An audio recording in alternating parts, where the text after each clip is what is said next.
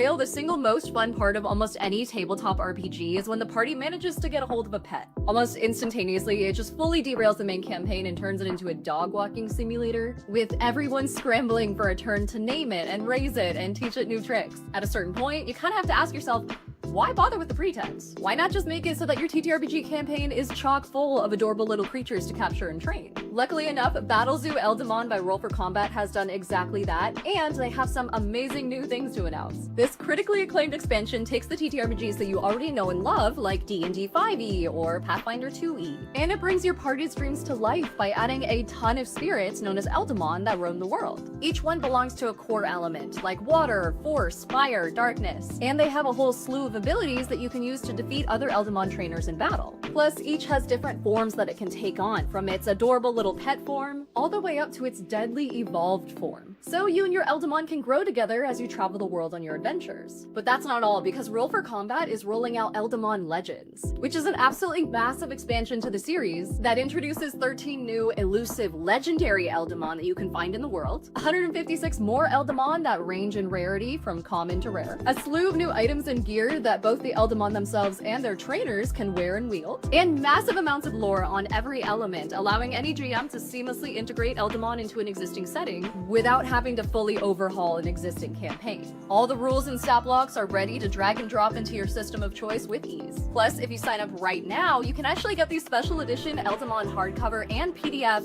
for $1. It sounds too good to be true, but I'm dead serious. You can get the original Eldamon in all of its gilded glory, which is normally a $90 value, for just $1, which will get you entirely up to speed with the world of Eldamon when you back Eldamon Legends today. So what are you waiting for? Check out Battlezoo Eldamon Legends and begin bending the elements to your will and tracking down adorable elemental spirits today.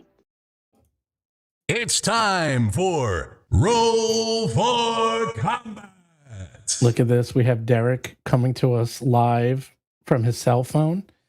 Every time Derik is going to be on the stream, something. Oh, no. They fixed my internet. They fixed it every single time. Oh. We haven't had Derik on the stream in 2.5 months practically because. It's on last week. Yeah, that doesn't count. Practically. Well, because you either break your tooth or you're in a car accident or someone cuts off your internet or your plane is late or you're lost on a cruise at sea. God knows what. Who knows? All of these things are mostly true, but highly exaggerated. As are all things in life. But this week we have a special guest. I put down in your nameplate, I have Bob from Bob World Builder, because I didn't know what else to say. I could have put down Robert from Bob World Builder. But you could. I could. But I figured everyone knows you as Bob. I could have just said Bob. That's it.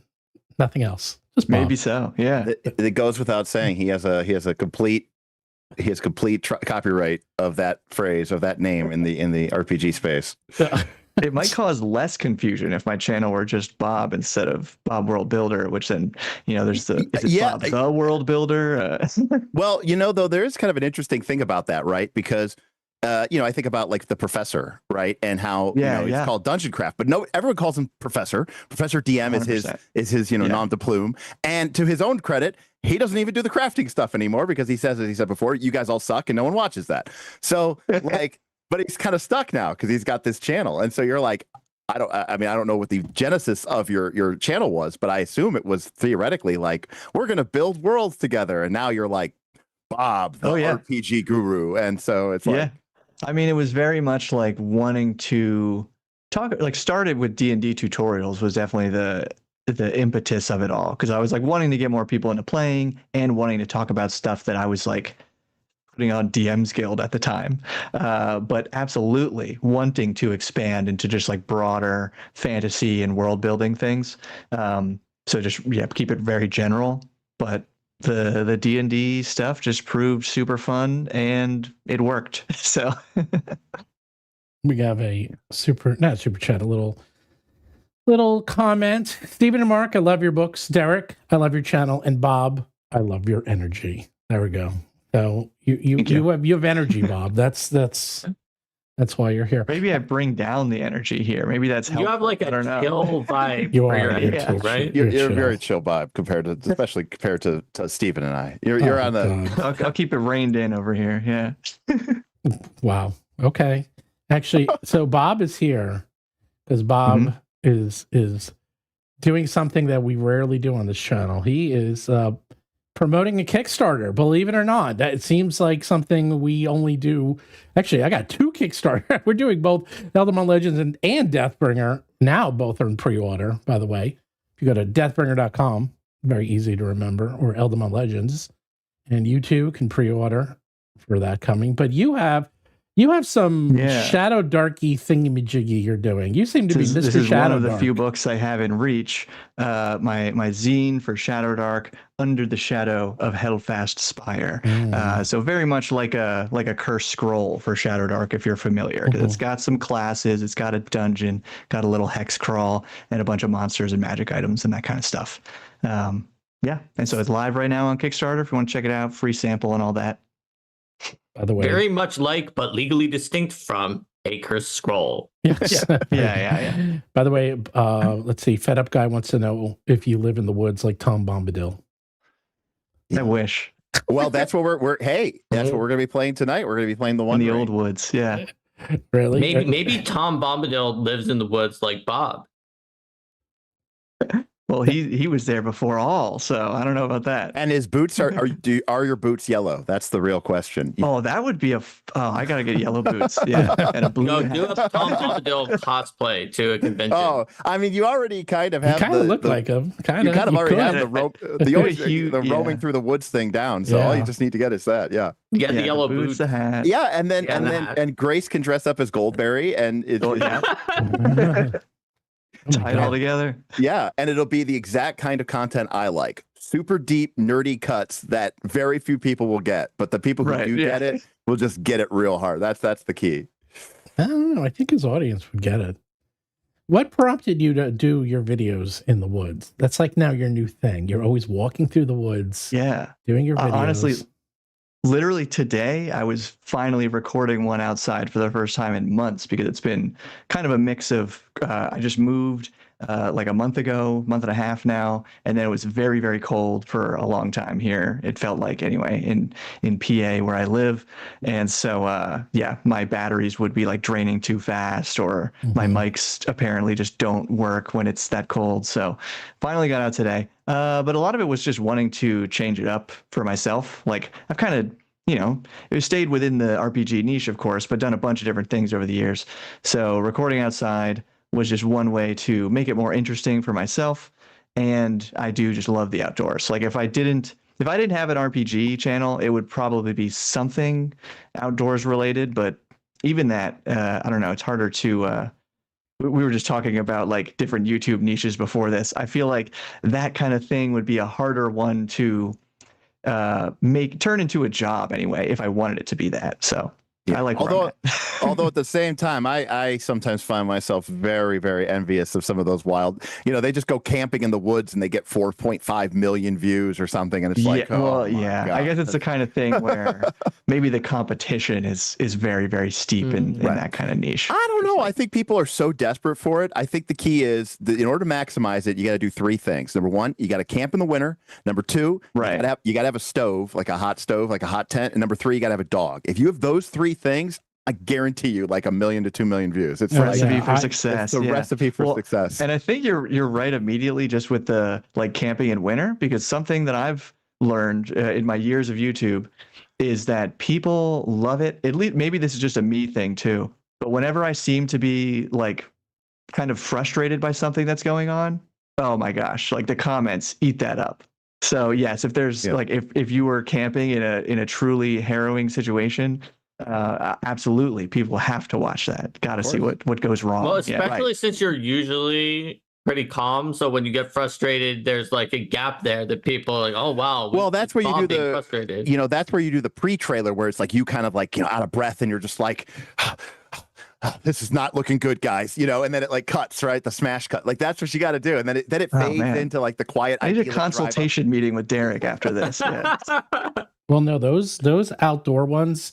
Because I do click on them once in a while. I saw a guy, there was one, I guess he's huge, of course. And it was another one of those, like, oh, I went camping in Alaska with nothing, and then he shows like how he like sets up a stove, and then like, and you're right, has a dog, Derek. He had a dog in the middle of winter, and he shows it's like -80 or something, and then he shows how he does it and like makes the ground hot. And I'm looking 13 million views. I was like, wow. Can't even imagine. God. Maybe you can do a spin-off channel, Bob World Strider or Bob World Walker. Right. Ooh, all right. Yeah, Bob pretty good. In order to Walker. fix the Ranger, I've decided I'm going to go live in the woods and learn the true ways of How about the Bob wilds. the Ranger? That's even better. Bob the Real World Ranger. But like the guy, one of the top outdoors YouTubers, Wild Boys, he was a lawyer. And he quit his lawyerings to go just, be an idiot in watched Alaska. that show. I watched that show. Yeah, the Outdoor Boys. Oh my God. They got like every video. Outdoor Boys, yeah. It's like 10 million. Every 10 million views, every single one they do. It's unbelievable. And I've been told that like the CPM for those videos is like $20. So like they're making, I know it's like very, it's a very high CPM. Millions it's a of those very videos. high CPM. Very high CPM. So they're making a lot of money. They make a lot of money on those videos. Yeah, and they're all the same. I know they're all the same. Like all you got to do is like today it's raining instead of snowing, and I brought a pork chop instead of a ribeye, and it's like people are like, oh, it looks so good. It's like, dude, you put salt and pepper on it. Like, what are we talking? And then by the way, you badly burned it. Like you cooked it like an asshole on top of that, whatever. But people don't care. They're just so desperate to connect to something that isn't the unbelievable drudgery of their daily life. And tell me this: how long are these videos usually? I'm curious. Is it like short, 20 to 30 minutes things? Yeah, I think they're longer. They're Yeah, longer than the typical. think. They're longer than you think, but I think they're typically 25 to 40 minutes. I would say. They're long. They're long. They're not like they're not 10 minutes. They all follow the same formula. It shows the hike in, okay? Then it shows them setting up the tent. Then it shows them gathering wood, processing wood, using their saw, their hatchet, right? Then it shows them kind of getting set. Then it shows the weather coming in. Then it shows them building the fire. Then it shows them getting comfortable. Then it shows them cooking something. Then it shows them like at night being like, oh my God, am I going to survive? And then it shows the morning. Then they make breakfast. Then they break it. Then they talk about it. And that's it. And then they got to clear out the snow. And then they got to get woods. And then they go on a hike with their dog because their dog's always there with them. And the thing is, you don't know. 300 feet away. No, that's the thing. Their F-250 is parked. You don't know. Like, nobody knows. Okay, so my brother, who's in Hollywood, a lot of his friends work on reality TV shows, and I'm like, what do you do? He's like, oh, we're writers. I'm like, what do you mean you're writers? He's like, it's like, you think that stuff is, it's like, it's half real, it's half real, half fake. Let's just say they set it up in very specific situations, and then what happens is real, but everything leading up to it and all the events before that are set up. And the other thing they do a lot, like I watch a lot of those tattoo shows where they like have tattooing. They do those tattoos at like 4 a.m, or they do them at 3 a.m. So these guys have no sleep.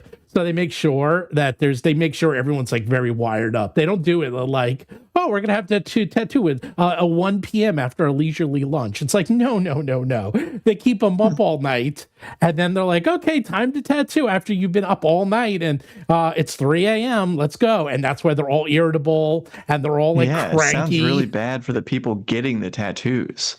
Yep. They do that in all those shows. A lot of those shows, that's why you never see outside, is they film them really late. And they purposely make everybody irritable because otherwise there's no drama. So true. Yeah. If everybody's just having a good time, I mean, that's not good TV. No, that's not good TV at all. So yeah, it's all fake. But anyhow, you can go on those shows and they can show them like, oh yeah, I'm going to be sleeping here tonight. And then they go to their RV outside where it's like nice and warm, and you don't know. I mean, it's impossissible. Although the other thing it's what we would call in TTRPGs illusionism. Oh, well, you know what? Right? Where you're giving the feeling that the characters are in danger, right? But really, they're not in any danger. And that could be because of systemic reasons, aka the system is designed to put carefully monitored guardrails on the experience, or rampant, blatant fudging. Either way, it's about selling the experience, not actually selling the actual thing. By the way, the one thing you forgot is they always have the drone shots. Oh, of course, you need a drone. Yes, I'm like, that was coming to shots. mind when you were saying like the weather coming in, that kind of stuff. Yeah. That being said, I will say it does take a certain amount of fortitude because I originally, when I was hiking the Appalachian Trail, I tried to like film part of it. Oh my God, if you filmed that, you'd be a millionaire. Yeah, but if you really did it and then like... I mean, I did for a while and then I was like, oh my God, I'm so tired. I'm not doing this anymore because... What you don't realize, you were doing it wrong. You needed to have a camping crew with you. I think these guys do by themselves. I do think that because I don't want to split money. But I think what we have to realize when you see that really cool epic tracking shot of them marching silhouette against the horizon, they had to walk all the way over, set that camera up, walk all the way back, walk, and then go get their camera. It is a pain in the ass. Yeah, this is taking me back. I'm sure you guys saw or were at least aware of the show Survivor Man back in the day. Les Stroud. Les Stroud, where he apparently did all that filming himself. Like also, like that was the beginning whole thing of that show. In the beginning, he did. He actually showed how he would set up his cameras and everything. Right, and then like go back and get the cameras. Yeah, they showed a lot of that, but supposedly some, I don't know, all that stuff. Some of it's fake, some of it's real. Whatever. Meanwhile, speaking of fake news. Let's talk about fake news. Let's talk about this outrageous and unbelievably clickbaity title of this stream that is also a derivative of an even more outrageous and clickbaity thing from comic book news, where someone was like, well, the moon is rising in Mercury and the tea leaves this morning were a little bit shifted to the left. I bet they're making a new version of D&D. This is maybe the dumbest thing that we've ever done. Wow, that's saying something too. And that is saying something. That is saying something. I don't know, Derek. I think that the time that multiple news outlets were fooled by the Chinese AI that regurgitated one of our own videos. That was me. And then when we saw like credible news outlets that seemed to think that was a reasonable source, we were even like, well, this seems unreal, but a lot of people are thinking this is a credible source, so maybe it's not. But it's weirdly close to one of our own thing, and then it just turned out to just be a retread of our own episode about Tencent buying D&D. I think that was the most outrageous. So let's do that with this. Let's start it. Okay, you heard it here first that Critical Role, according to Derik Malenda, is coming out with 0% version of Dungeons and Dragons. That's right. Derek, I'll ask you a different question then. Rather than an entirely new tabletop RPG, do you buy a compromise position that some of the tea leaves that they were reading about the characters listing classes that were non-existent in D&D, and then when being called out on it, just removing the classes entirely? Do you buy that means that they're at least making a supplement with new classes for D&D? Yes, I listen. It's not number one. Critical Role has definitely worked with D&D before to create official product. Before. Yeah. Right there's a whole litany and list of those. But that being said, I think them coming out with their own book of classes and I don't know, stupid bespoke weapons or whatever, some spells, all the normal 5e splat book shit. If they do that, that is hardly them creating their own version of D&D. Well, so I'm going to try to devil's advocate slightly towards the crazy title, even though that's normally not what I do on the show, Derek. I mostly agree with you, but suppose that they did that, but that the book was basically like Pathfinder Unchained, in that it had new classes, it had some new stuff in there, and then it had a list of variant rules that are like, you can use these variant rules in your game. I mean, in Pathfinder 2, we even just put variant rules in the Game Mastery Guide and the GM Core so that people know about them. Even D&D has some variant rules. Yeah. The Dungeon Master Guide. Yeah.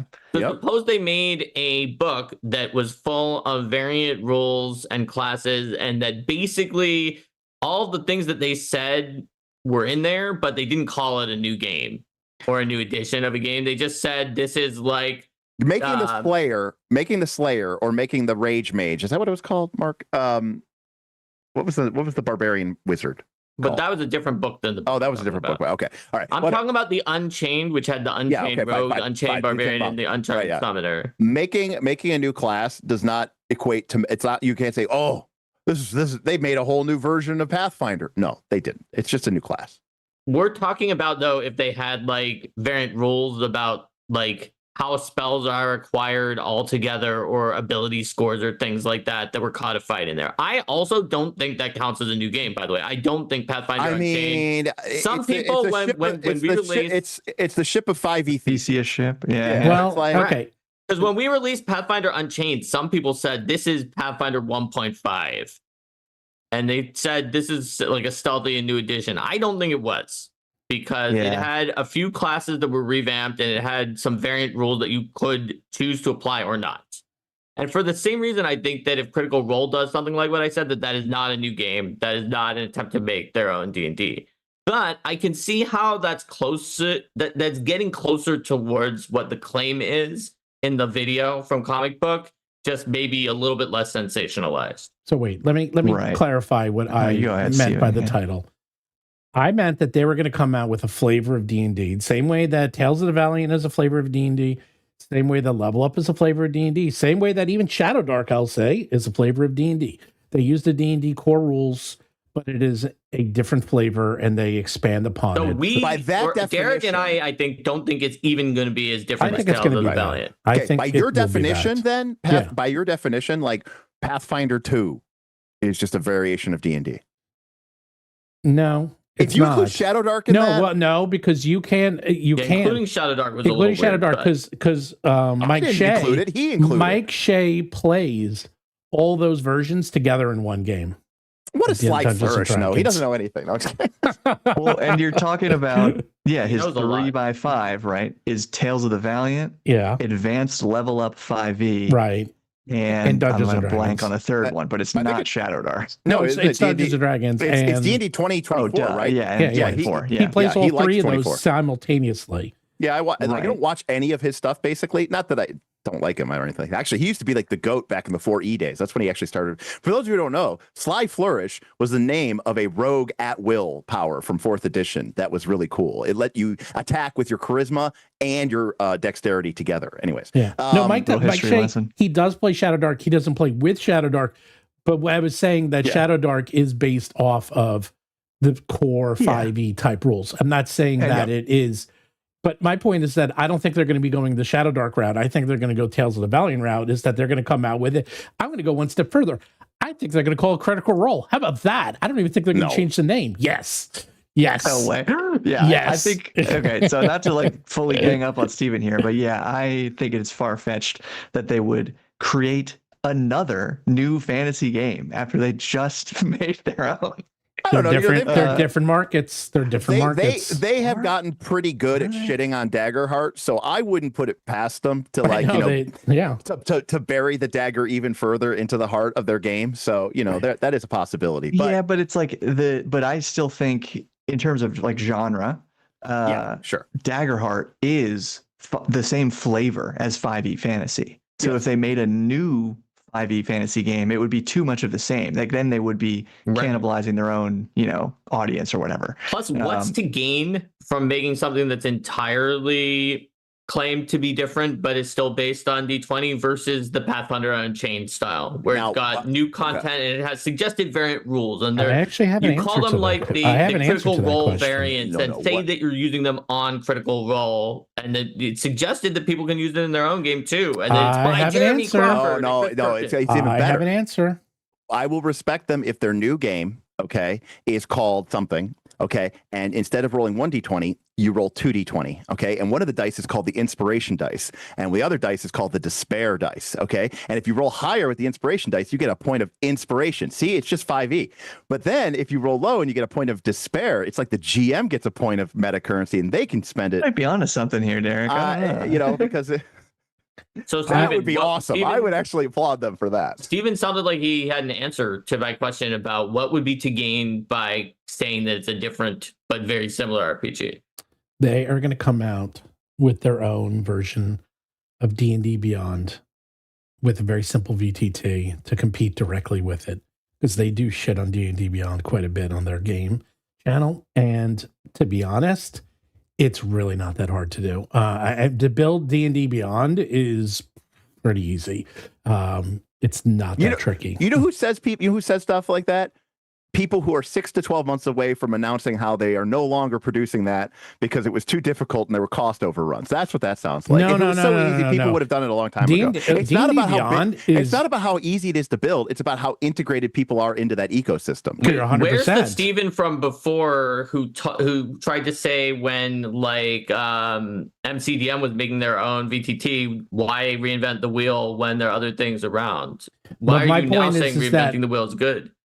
Yeah, but the point is that if they do make it a D&D variant, that you can then also, if you wanted to, play D&D on it. And you don't need the license. You just do it.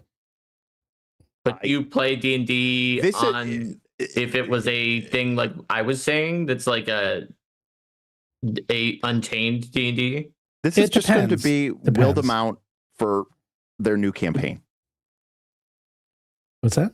Yeah. Okay. So that's I think right, the page that we're on, where it's like the setting book with classes, maybe some new rules about spells. Because apparently, like when I watched that comic book video, it was pretty much just like, every point of evidence was just like, oh, they made a homebrew rule. And it's like, yeah, sure, enough homebrew rules, like we said before, kind of Theseus ship their way into being their own system.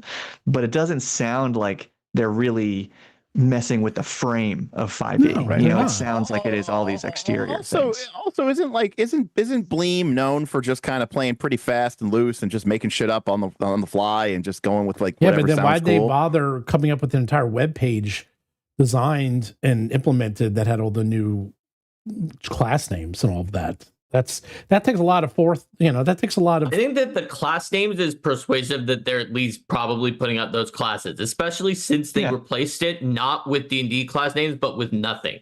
That, out of everything in that video, I find persuasive that they're at least doing something. When you say but that doesn't mean it's an entire TTRPG.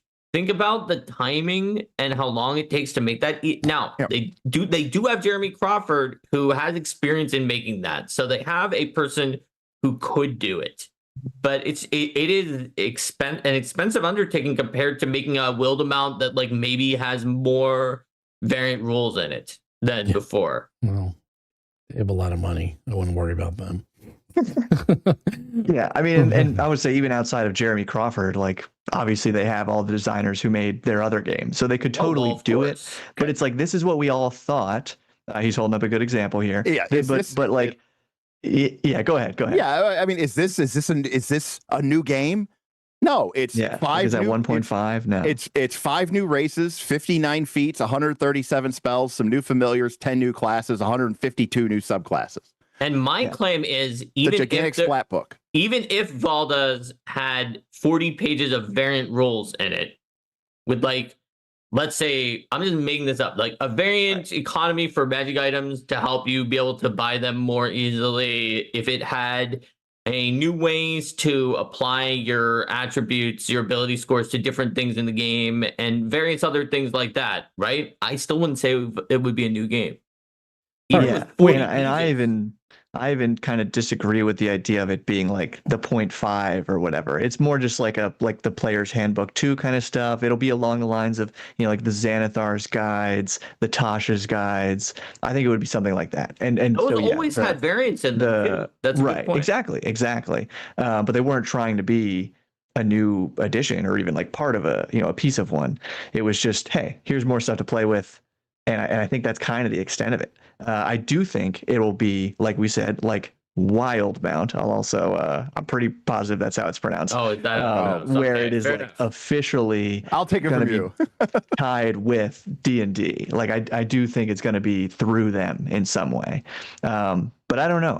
Honestly, this was the first today when Steven told me the topic of this was the first time I was hearing about it. So outside of that one video, I haven't heard anything about this, so just kind of going off I guess Critical Role is doing a super secret announcement tomorrow, and the reason is and I keep saying this because in less than a week and a half is this thing called Gamma, the game trade show, and this is where everything is going to be publicly announced for the next year. They have to do it because they are in front of Gamma is where all the publishers go and all the game stores and distributors go.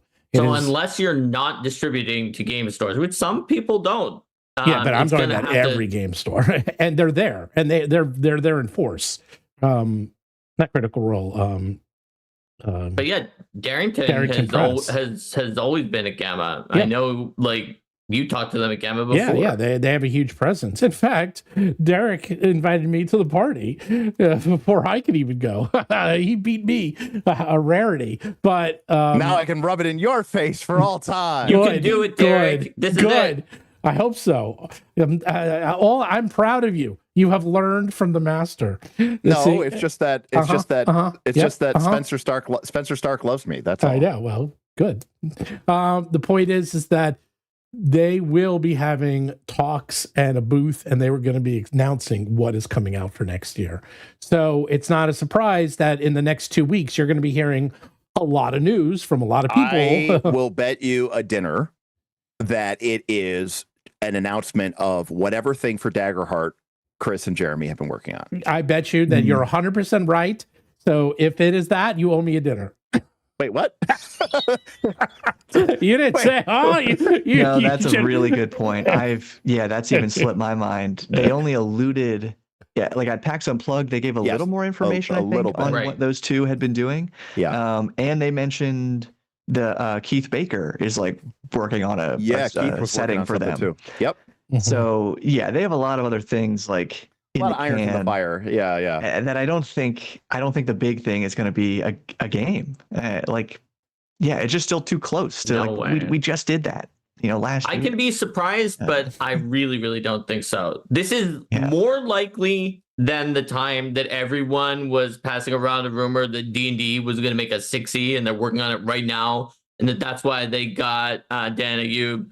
That rumor was even less credible than this one because there were a variety of reasons related to industry timing, what staff members do, and all the other stuff that D&D did. That was basically that was zero. Whereas this is like, I still stand by though that they should have done what I said they should have done, and that would have been awesome with that announcement. This is going to be D&D, like we've said, sometime Bob, in case you weren't aware that when the 6th edition thing were coming on, they were talking about like bringing in Tracy Hickman and like Luke Gygax, and I said that I knew it wasn't this, but I was like, what they should announce is that they're doing D&D Classic, and basically Wizard of the Coast should get into the OSR game is what I was basically saying. That would make a lot of people happy. I think so too.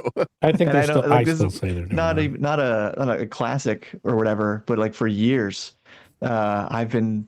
It was kind of like before Shadowdark came out, it was like, man, why can't they just make a version that is more like just what's in the starter set? Just kind of keep it stripped down, but like put it in its own nice book instead of these like little soft covers in a cardboard box. And so just a new D&D basic. And maybe they'll get to that eventually. And so maybe that's what something like this classic could be. Yagaro, by the way. But I feel like, and I wish I remembered details better, but whoever I talked to about this made me believe them at the time that D&D just apparently, now maybe this could have changed, but like really doesn't want to split their focus across like multiple games, because it's kind of weird that they haven't done it by now if they're going to, I think that, I do think that they're trying to sell the line, right? That like, we are all D&D, we don't want to like pigeonhole people into different product lines or whatever, but I just think they saw the momentum, they saw the sales, and they went, why are we not getting part of that puzzle? Like where's our piece? There you go. Announced Daggerheart 2, this time with no PBTA, no spotlight, and all the stuff that just drove 5e players' brains to tapioca. All right. And because I see it in the comments right now, Jaeger 4540, there is a design space between 5e and Shadowdark and Complexity that could be exploited. If WotC does Classic, it would be blah, blah, blah. That's what this game is right here. Yeah, sure. Like this is, heroic 5th edition combat that you love, but just in little books. That's really simple. Yeah. What about Deathbringer? Well, Deathbringer's not out yet. True. And it's not heroic, I don't think that Deathbringer is going to be in between 5e and Shadowdark, because I think it's farther past Shadowdark in the terms of it's Shadowdark, yeah, but the grimdark deadly. heroism, not the superhero heroism. That's right. No, it is flavor. the heroism of someone who dies, and therefore that makes that they die for their convictions, and that makes their hero. But that's different than what people talk about when they talk about like heroic fantasy as a genre. That's not heroic fantasy. It's dark heroic fantasy. No. Sure. Just say sure.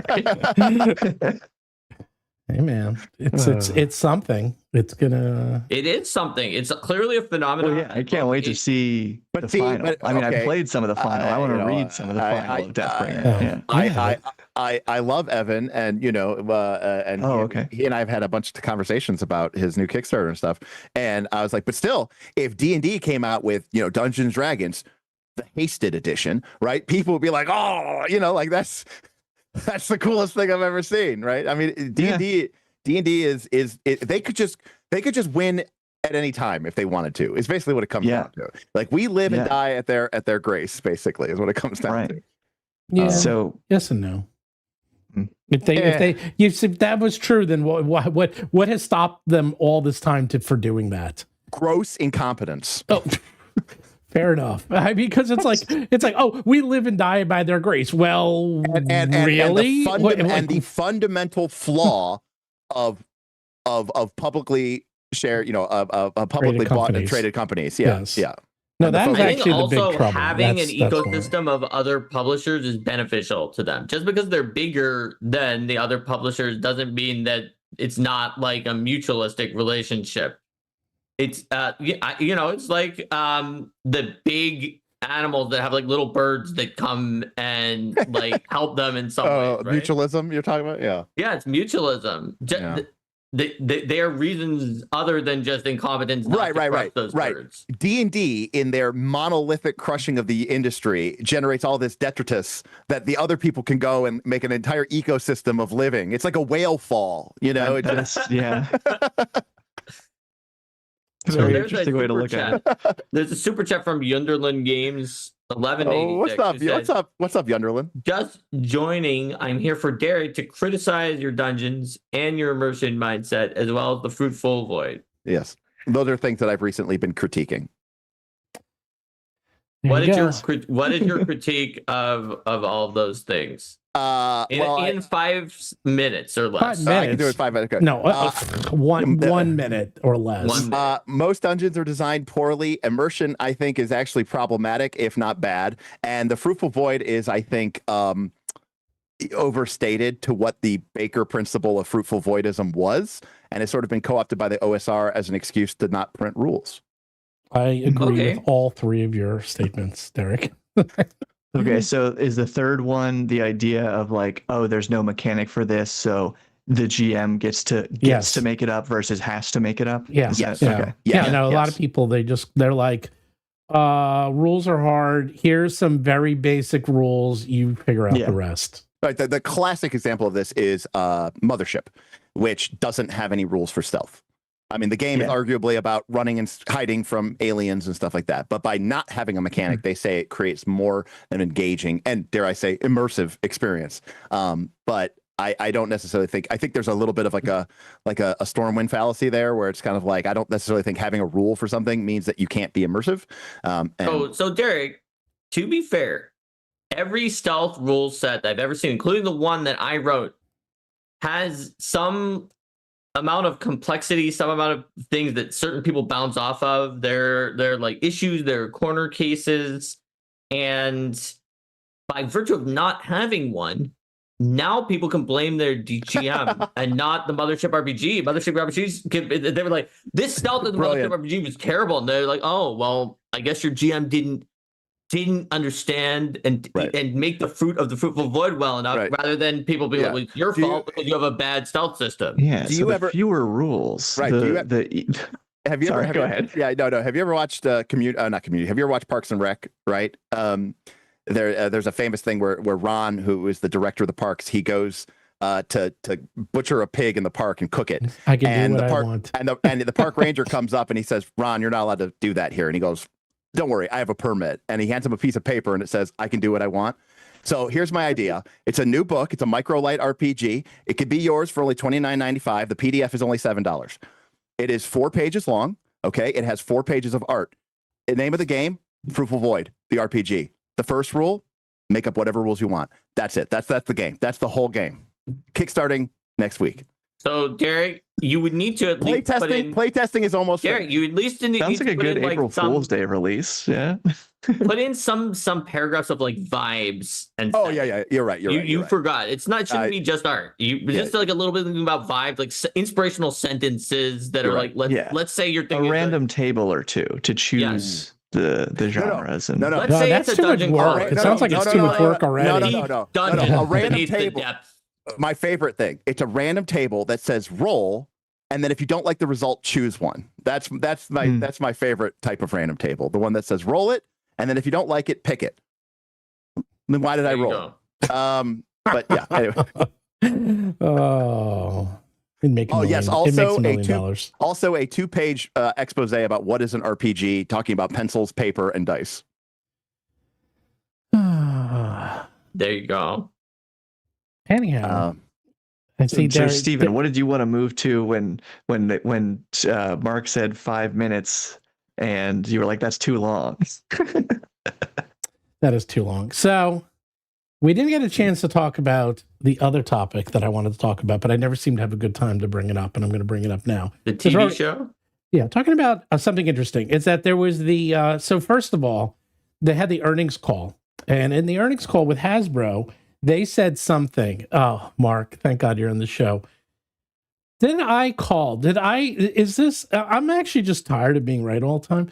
They literally said that they are, I know Derek's shaking his head, but it's true, that they are pivoting Dungeons and Dragons to, they're pivoting Dungeons and Dragons to an IP, which we said they'd be doing, and digital.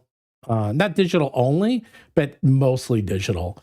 60% of their income for Dungeons and Dragons was digital last quarter.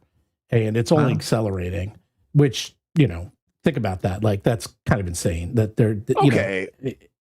I don't know why is that 60%. Hang on. Is that 60% for Dungeons and Dragons or for Wizards of the Coast? For D&D. Okay. For D&D. Okay. Wait, I thought they never broke out D&D as a specific line item in those calls. They don't, but they mentioned it. It was in the talks they were talking. It wasn't actually, they were in the talks, they said some stuff, and that was one of them. So Chris Cox basically said that they're leaning more heavily into digital first, I think is the term he used, and IPs, which we mentioned. Yeah. That's Magic the Gathering, basically. Yeah. I mean, wait till we get Dungeons and Dragons, Teenage Mutant Ninja Turtles. If that sounds crazy, don't forget that 2 weeks. Happen. Oh no! In 2 weeks, the Teenage Mutant Ninja Turtles Magic the Gathering set comes out. I know, and it's not a special set. It's not a special set. It's a full standard release, playable in all formats. Yeah, I know. So let me do my diatribe, and then you guys can talk. Here's the first thing. There's 5 minutes. 5 minutes. There's 2 shows coming out. The first show is they're coming out with a Dungeons and Dragons show for Netflix done by the same showrunner that did Deadpool. That is an A-level showrunner doing, that's like one of the best ones. It's very hard to get a show, although there's jokes, it's very easy to get a show on Netflix. It's not that easy. It's not that easy. And they have one of the best ones doing it. So that's the first thing. And I was like, okay, that was impressive.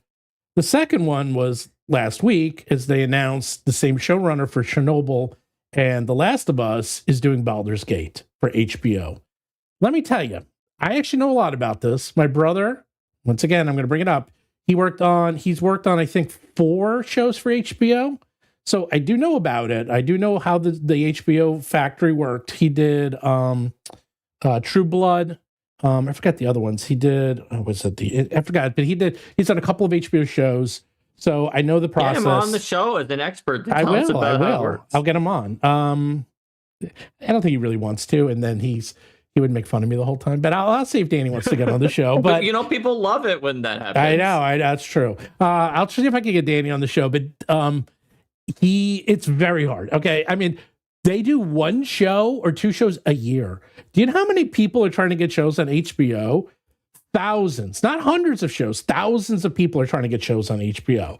For them to say that they're doing a show on Baldur's Gate with their best showrunner, that is the lottery. Okay. That is incredibly rare to have that. So you now have 2 massive A++ shows coming on 2 of the biggest streaming networks.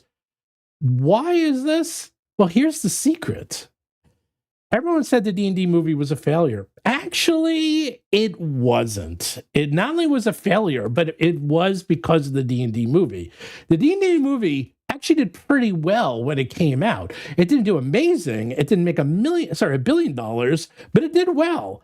And more importantly, when it came on streaming, it did unbelievably well, because here's the thing about streaming.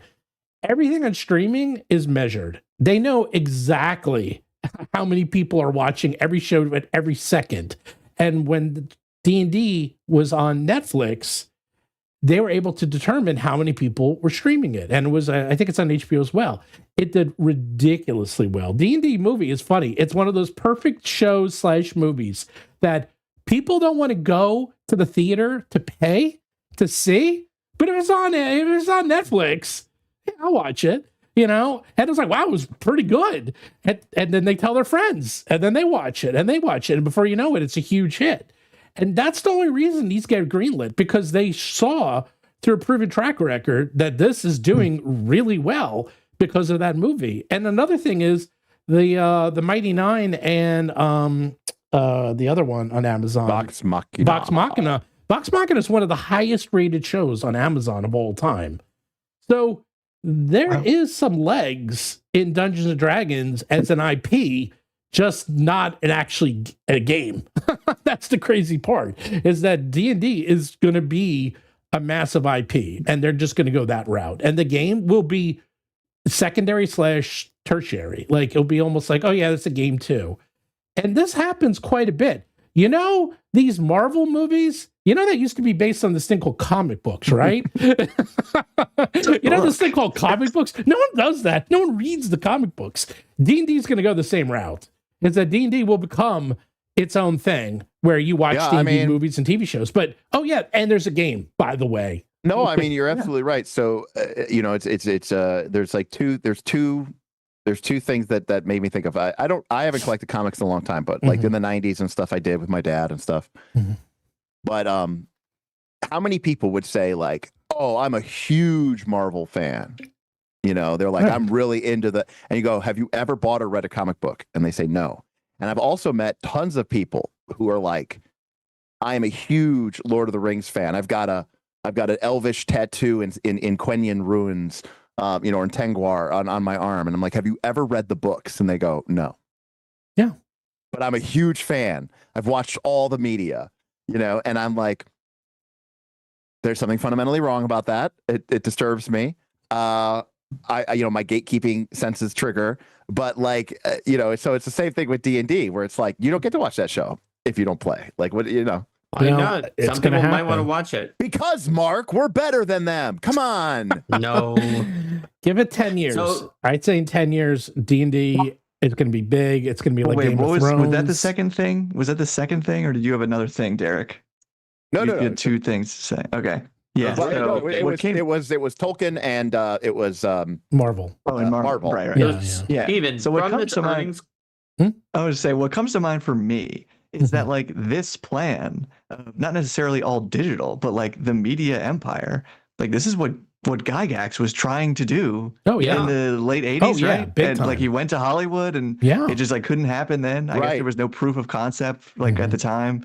But yeah, like you're saying, now I guess it took literally this long for us to finally have streaming services that are kind of close enough to Hollywood that they could their data means something to the people making these shows or movies again, and now we're finally having like the groundwork laid. That or Chris Cox is doing less cocaine and hookers.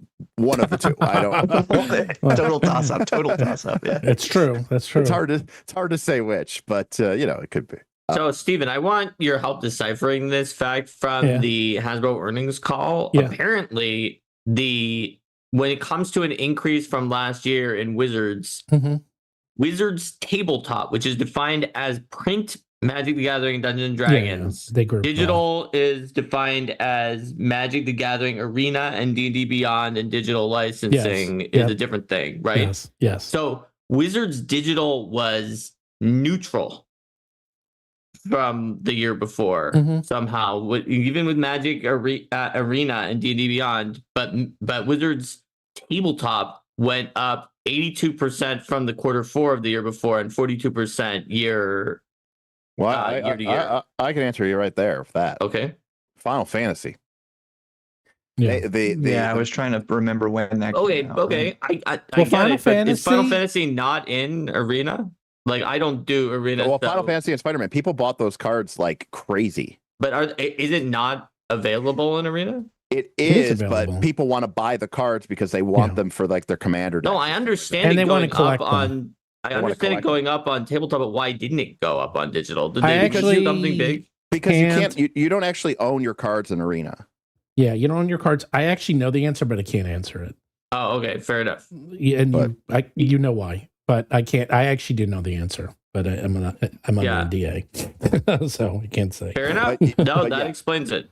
But to pivot the subject, I kind of wanted to go back to the Baldur's Gate 3 show, because when I was hearing about that too, there was so much speculation initially anyway about like, well, how are they gonna? Because apparently it takes place like after Baldur's Gate 3. Yes, and people were like, well, how are they going to continue any of these stories? They're not. Right? Yeah, my interpretation, and again, I didn't look a lot into this, but it's just like it's probably just wholly new characters who happen to be in Baldur's Gate.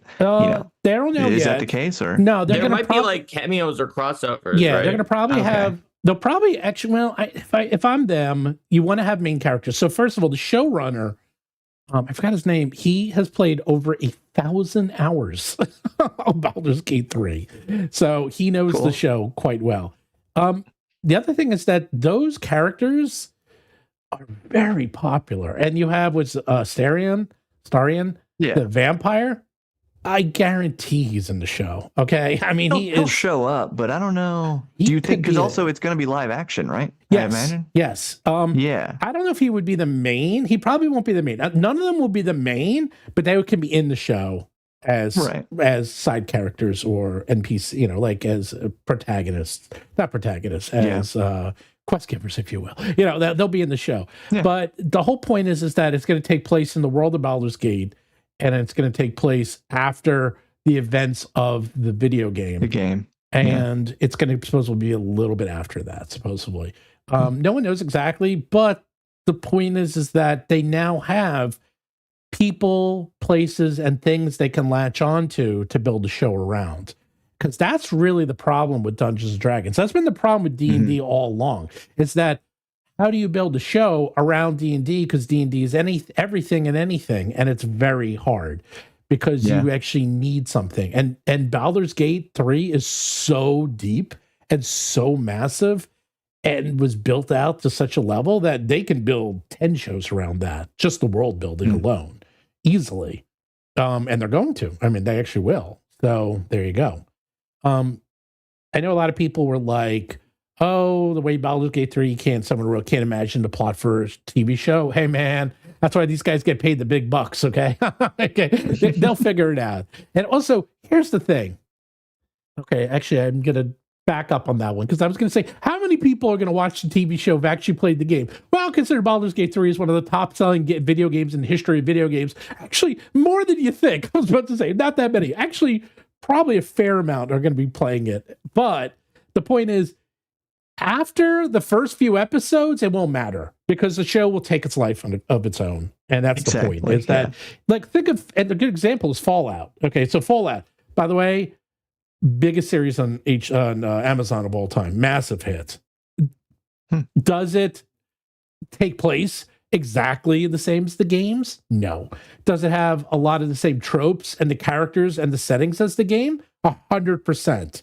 And do you even need to have played Fallout? No, not at all. And same with The Last of Us, right? Yes. Well, Last of Us is a little weird because they actually, quite strangely, they're copying the video game, and people you couldn't, that was a no-win situation because the second video game was so horribly bleak that if they didn't copy it, everyone was going to yell at them. And then instead they did copy it and everyone hated it because I hated it's such a bleak, horrible, it's a quote, a good story, but it is very depressing. And it's now for the third season, what a surprise. They're going in a totally new direction and completely distancing themselves from the game because the game was just way too bleak.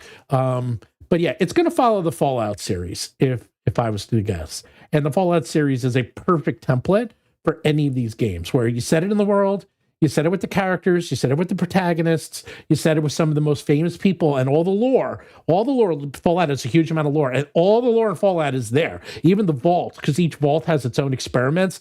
Those experiments in those vaults are in the show. So they use all that. But everyone else, brand new. Never heard of any of these characters. And that's great. That's exactly how they're going to do it, if they're smart. And I think they're smart. So there you go. There it is. There you go. I mean, I agree. That's kind of what I was saying. It's like, yeah, they'll probably do just enough tie-ins to kind of like get that initial audience who loved the game. And obviously, again, the whole setting will be a tie-in of its own in a way, but it has to kind of be a whole new story. Yeah, it's all yeah. But the point is that it is part of the D&D universe, and they will get fees. They get a small percentage. They get paid to have it in their world. And so maybe here's a question: do we know anything about the new or the upcoming Netflix D&D show? No, not yet. Okay, I haven't heard anything about that. I haven't heard anything about that, but that was actually definitely further along, and that one's further along. Okay. It's interesting that they held off on it, even though it's further along. But that might mean that they want to really market it right when they have enough material for it. I'll ask my brother, actually, because he gets all the trades, and he'll know like where all the call sheets are for like if they're asking for casting or if they're doing, they're looking for, like producers or not producers, but like set designers or costume designers, like people that actually start building the show. Like this is where my brother starts getting involved. So he'll get a call to do costume design. He's a costume designer, so he actually has to work on the show. He has the longest amount of work on a show. He has to work before the show starts. He has to build all the costumes. He has to work on the show when it's actually shooting. And then he has to work after the show is done because he has to clean up the costumes and send them for like, either if they're going to continue the show, he has to send it for storage, or he has to send it to other departments, things like that. So he actually has a huge amount of work. He works from probably the longest, except for like the producers. Like there's not as many people. That's why, by the way, he gets good job security. Well, that's why he's also in the front end credits. Like the people in the front end credits are the ones who do the most work. So there you go. So he actually does a huge amount of work. But yeah, I'll ask him. And secretly, I'm also trying to tell him I'm going to ask him to get onto the Baldur's Gate 3 show. Because he has a huge relationship with HBO. And I'd be like, get on the show, and then I'm going to go and become an extra on Baldur's Gate. That would be awesome. And then I'm done. I can die. I could die a happy man. But you're already in Silence of the Lambs, Stephen. Why do you need to be in Baldur's Gate 3? Oh, please. That's garbage. The pro nepotism here is disturbing. You could be on the show with me, Derik. Derik, you want to be on the show? Comment here that I'm curious Bob, you could be on the show too. I'll have you as a ranger. Bob could be a ranger. I'd love to be on the show. Yeah. You guys are making fun of me. What about me, Stephen? You suggested Mark, to everyone else. You don't need to be on the show. You're too busy working. Come on. No. I don't know. You'd have to leave your house. That's fine. You'd have to go to LA. To other places. Set up a green screen for him. That's true. That's how they'll record the whole show anyway. So, no, it's called. But we have. It's called the volume. Cranky Smurf. That's wanting to know what about the Dragonlance show. That's not happening. When's the last time we heard anything with that? Yeah, because it was like it was happening, and then it wasn't happening. But then we had that photo with Dan Ayub and Joe Manganiello and Tracy and Laura Hickman. That was like several months ago. Yes. But then I don't know if that I don't know if they would do Dragonlance, because see the problem with Dragonlance is it is.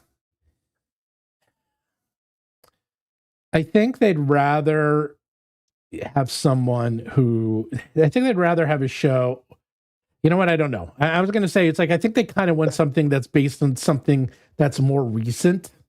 That, like, for example, Baldur's Gate That's hot right now. That was huge. Yeah, it's huge. I mean, it's literally so one of even the if the highest. show, right? Even if the Baldur's Gate 3 show like doesn't come out for another 3 years, It people doesn't aren't matter. going to have forgotten about Baldur's Gate 3. It's already sold 25 million copies. It is one of the. Yeah. It is an evergreen. We've talked about this on the show. There's very few video games that are considered evergreen. It is officially an evergreen game. It is always selling, and it always will. For the next 10, 20 years, you're going to be seeing it. It's just going to sell. It's going to sell forever. So they can wait on that. The problem with Dragonlance is like, what's the Q level for how Q is like how much people know what Dragonlance is? Nobody. Like Dragonlance has no name to it. So I don't think there's any reason to do Dragonlance. And the other problem with Dragonlance is you have to bring a lot of cooks in, because then they'd rather not have to deal with that unless they get Hickman and all these other people. They're like, nah, you know what? Here's another secret. So Baby Yoda, aka Grogu, you know what? Supposedly one of the reasons they use Grogu, because he won't talk back, and he won't post something on social media that embarrasses you, and he won't be caught in a scandal because he ain't real, baby. That's the beautiful thing. People love him. That's right. That's the thing. Actual fantasy, right? He literally just an ideal character. Mm-hmm. Yeah. Baldur's Gate 3 has 60,000 concurrent players on Steam right this minute. Do you know how that is what games are like? Oh, we had a fantastic launch. We had 30,000 concurrent users. That's considered a lot of users. This game is 3 years old. It has that many. It's unbelievable. It is such a massive, massive hit. I've never played it, and I never will. It's so good, though. You haven't even tried? I tried watching it once, and I got so bored, I immediately stopped watching somebody play. What didn't you like about it, Derek? Everything. I was like, it's a video game. That's what he didn't like. That is actually accurate. No, I despise voice acting and any sort of like cutscene. Wow. In a video game. Okay. Oh, okay. Well, it definitely. So you has just want to voice acting and play Super cutscene. Mario. I mean, I do like Super That's about Mario. it. Yeah. No, but like if you've ever played through like Baldur's Gate 1 or 2, they didn't have so they didn't have. Wait, they had voice acting and cutscenes. Tons of Did voice acting. They had tons of cutscenes. There were this long things of Irenicus chewing the scenery. They were sporadic, and most of the voice acting is like go for the eyes, boo. Yeah, go for the eyes, boo. Or like there would be like a whole like what brings you to this? And then you have a bunch time of for more experiments. And then you'd have a bunch of text options, and I like when I watch Baldur's Gate 3 and it's like they're like it's a video game, but like here's like they're doing shots, and they're like cutting to this angle of the of the Githyanki, and then they get the drone shot. Yeah, and then they get the drone shot, and I'm like, I'm just like, oh, it's not a movie, you fucks. It's a video game. Stop. It's just I can't handle it. Anyways, yeah. So that's why I don't like. Valid opinion. Valid to have an opinion, but I think the comments might have you it hate here. joy and Derek happiness in a super joy chat. And happiness. No, it's that joy and happiness bring me pain. It's not that I hate them. It's just that they bring me pain. Wow, that is. They're his anathema. They can defeat him. Right, that's correct. As someone who spent a lot of time with Derek, I can verify this. Well, how about this? Does food bring you joy and happiness? Because you do like to eat.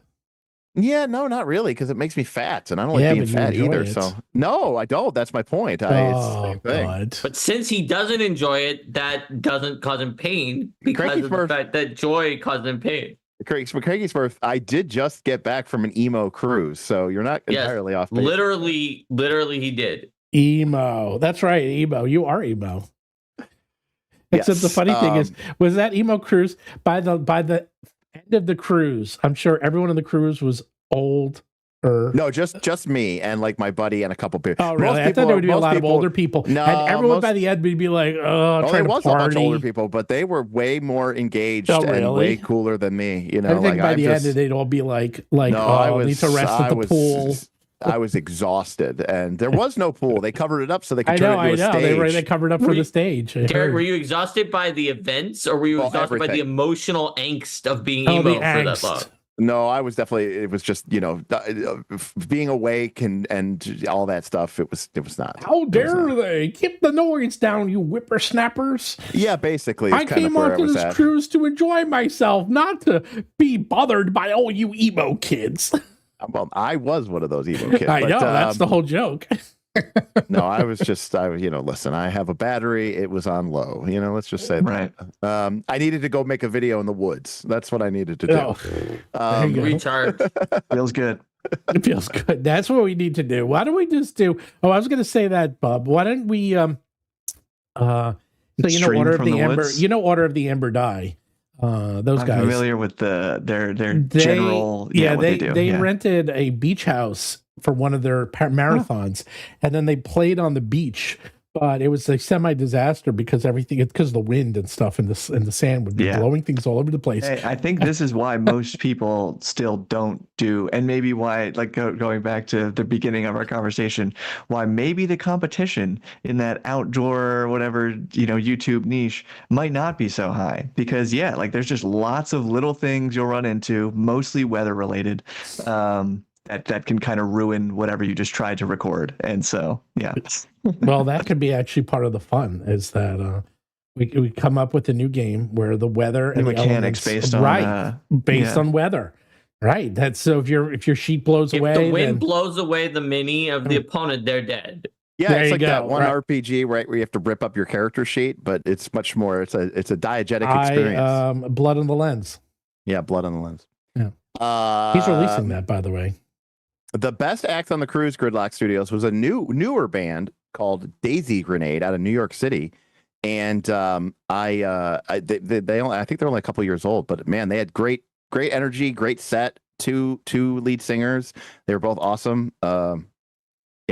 And they're doing their first headlining tour this spring, so maybe I'll try to check them out. Sure. You should check them out, Steven. They're out of New York City. I know. I was thinking that. I was like, all right, I'll check them out. Me being old and decrepit, I can't do these things anymore. If I go, I'm like the oldest one here. I'll be so. Even when we go to the game conventions, I feel like I'm like an old man at these game conventions. So. I don't know. There are a lot of people who are like of a wide range of ages at the conventions. I feel like there are a lot of old people, but there are also a lot of young people. There are people older than you that I see all the time, Steven. Thanks. Or maybe you. Yeah, I don't know. You don't think you see a lot of people who are older than you? No, they do. I just feel like I've been doing it so long that I'm starting to feel it. Yeah. Well, no, it's because you've removed the joy from the experience. Like, look at Bob. Okay, he wrote that. I mean, it was kind of sad because it didn't work out, but he made that video because he was like, I almost got to run a game for Matt Mercer, and I remember when that was happening, and you were like, he totally blew me off. It was great. Yeah, you were kind of nervous, and then we saw him like the next day, and he was like, well, he got delayed, and his flight didn't work out, and it was real, it was real sad, and and I was like, I felt bad for him, but you could see the passion. For you, Steven, you've lost that drive, you lost that love and feeling. What are you talking about? That's not Steven true. I feel like to do what Steven does, he has more drive than all of us combined. I was like, what are you talking about? I remember myself and Derik Malenda walking back to the hotel and being like, what is Steven, how is he still going? Because of the fact that he would go to an after party after an after party after an after party. And we were, Derik, you and I were just done.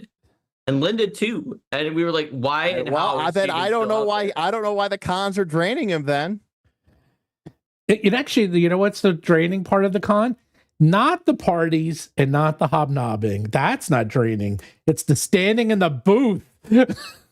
That's draining. Standing in the booth is incredibly draining. It's incredibly draining. Very draining. That's draining. It's only draining. And again, I'm relatively new to that game. Unlike like Mark, who's like a seasoned veteran. It's only draining to me because of the tea shop across the way. You know what I mean? Like, this is such a deep cut. No one will get this except the people on this show, and not even Bob. Right. I'll dispel dice. It's like, that's a classic one that I like. Yeah. Or just watching, you mean watching accessories or food get so many people? Yeah, it's there's this tea shop. So whenever we go, they're always there. They have a 10 by 20 booth, which is enormous, and they sell tea. And I'm like, right.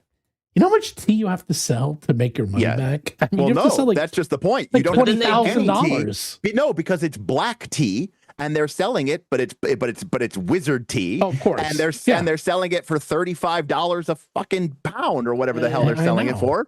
And people are buying it up. And then they're like, oh, hey, here's this like 275-page hardcover with both of the authors here to talk to me about it and to sell it to me. And it looks amazing. And you're like, I don't have it in my budget, but I do got to go buy some of this tea. And you're like, or better yet, it's like, oh, they have dice over there. I have dice that I can add to my glasses. I can have a dice. Jess has a pair of those. I know, everyone does. First they look incredibly uncomfortable, and you have the like dice hanging right by your eyes, so they're always in your peripheral vision. So you're always seeing dice. It sounds like a total nightmare. And then they're like D4s or D6s, and they're banging into you and like cutting your cheeks. And I'm like, okay, $50. Yeah. And sure. And we saw everyone in the convention had them on. Everyone was wearing them. I mean, it's a bit of a facetious statement, but I think I have gotten asked with more passion and interest about the dice tower for sale, which is not for sale, than I have about the books. I know. But until I tell them it's $100 and then they'll go, oh. And then they go, oh. You know what? I have to go buy some more Dispel dice. I have heard the people who ask about the dice tower, but I would say more often they ask about the books and with a potentially deeper passion. But think about how much of the real estate at the booth is books compared to that dice tower. And if you think about it that way, it's definitely overrepresented on how much people ask about it. It's just some random dice tower that Steven bought on Amazon. Yeah, on a per capita basis, it's a mass outperformer. Yeah. So what Mark's saying, I think, is that you need to diversify the stuff more and have some tea over here and some dice over here. What? Well, we have, and they don't sell. They don't. Yeah. When we have our dice sets, they don't sell as well because they're not like they were too cheap. Premium. Yeah, they're not the premium dice sets. Ours are just like kind of regular dice for a reasonable price. I know. You need to have like the premium special. Everybody already has really a set want of for those. an unreasonable price. You want it unreasonable. The more unreasonable, the better. Yeah, and then you only need to sell one set. Exactly. It's like one of those Rolex stores or Omega stores. They might only get one or two customers a week. But it doesn't matter because they're selling a $25,000 watch. They get more than one customer a week. Well, you know what I mean, though. Yeah, I know. Yeah. Maybe in New York, okay, but here in Cleveland, no, they don't. But the rent's a lot cheaper. But I guess what I'm just trying to say is like, we talked about this one time. What was I can't remember what the idea I pitched about what we should sell at the booth instead. And about some luxury product. Yeah, you and I were talking. Oh, that was at West, I think. I think it was at PAX West, and I don't remember what the brilliant idea was. But there I think was it was something also that you had at Unplugged, though, because I remember. Yeah, because I thought Jess Redicop was involved. Yeah, with Jess and you and me and Steven at Unplugged. What, going to the furry convention? I think that was what Jess. That was different. Derek pitched like a pivot into some kind of like random thing based on these conversations about dice and miniatures and things. Yeah, I haven't seen Jess around. I think she's been traveling. I think she's been visiting the boyfriend. Going to Disney World as usual. Right, her favorite place on earth. Never been there either. I just hate all joy and happiness. You really do hate all joy and happiness. That's why Derek and I get along so well. If you heard that something was the happiest place on earth, that sounds oh my God, like that's he literally the can't go there. So. It's literally the happiest place on earth. I'll take I'll take the greatest 4 days in gaming. Thank you very much. Okay. The greatest 4 days in gaming. Oh, guess what? Guess what Sunday is? It's hotel day. It's hotel day. The worst day of the year. Yay. The worst fucking day of the year. It is. Where I get to just rant endlessly and then people come at me in the comments and it's just always this big thing. So bad. It's so bad. No loyalty to people who've been just like, I'm not going to go down this path again. But it's just very frustrating. It is. Hashtag Bob was right. Let's just call it that. Okay? Hotel day leads to anger. Anger I don't leads even to remember hate. now. Were we talking about Gen Con before we got on stream? I don't remember if Yes, that was we opposite did. or not. We did. Yeah. I don't remember. It's Right. all turning into a blur. That's All why I'm saying is, okay, when demand outstrips supply, I understand that. And, first come, first serve doesn't feel particularly fair. Understand that. But So that's why they have a lotto. in terms of a random lotto, if you have been going to Gen Con for 20 years, I think you should get some sort of preferential treatment. So I'm gonna give you a devil's advocate for you, Derek. In professional sports. Suppose that you are Gen Con. First right of refusal or something. Suppose that you are Gen Con and you're contemplating this role of first right of refusal for just like the vendors have for their to get a booth. Yeah. For the hotels and for everything for the people who are coming to the convention. I think that the thing that you get pushback for at that meeting with the higher ups at Gen Con is that, yeah, sure, you've got your people who now at this point, let's say things continue onward, have been there going 40 years and they get all of the hotels and they are obviously very old because they've been going to Gen Con for 40 years and you can't get new or younger people to come to the convention. And so the convention is choking itself off eventually. Right now, maybe there's too much, obviously, but then they're destroying their capabilities for the future. We can have, a gradient algorithm. We can have different blocks for different people. That is a good answer. There could be a block for companies. I mean, let me put it this way: does Paizo have to be like, man, I hope we get a booth at Gen Con? No, the vendors have that. The vendors are locked in because they go, hey, look, you've been vending here for the last 20 years. You get the first right of refusal. If you don't want to come, well, great, we'll give you your spot away. But if you come, the spot's yours, and then whatever's left over goes to the new people. Well, Mark, that seems awfully short-sighted. Paizo's an older company. It's going to go out of business sometime. Where's going to be the new people? They're going to take their spot. I don't think that's as true with I'm just companies saying, as it is with human beings, Derek. Yeah, but yeah. Anyways, point is. Also, I don't know about you, but if I had to pick between the customer who's been supporting me for 15 years and the customer who's like, hey, maybe I'll go to Gen Con once and try it out, I'm going to give the preference to the 15-year customer. I don't know if that maybe I'm a gatekeepy fuck, but that just seems like that's how things should work. I don't. Look, Derek, I've also had a lot of unhappy memories with the Gen Con housing situation. Yeah. So I was putting up the devil's advocate there to tell you what they probably were hearing at meetings when if somebody ever proposed that sort of policy. Yeah, well, it's stupid. Well, it used to be okay because I had a lot of ways to cheat the system, and I would be able to get in. And they've gotten rid of the system was fine when I could. Oh God, I cheated it so well. I cheated the hell out of it. I cheated the hell out of it. I used to. Are you sure you're not a conservative? What is going on there? That rules for thee, not for me. You know what? I see you. Okay. That is 100% how you operate. Of course, of course. I always find the loophole. Right. But now they got rid of all my loopholes.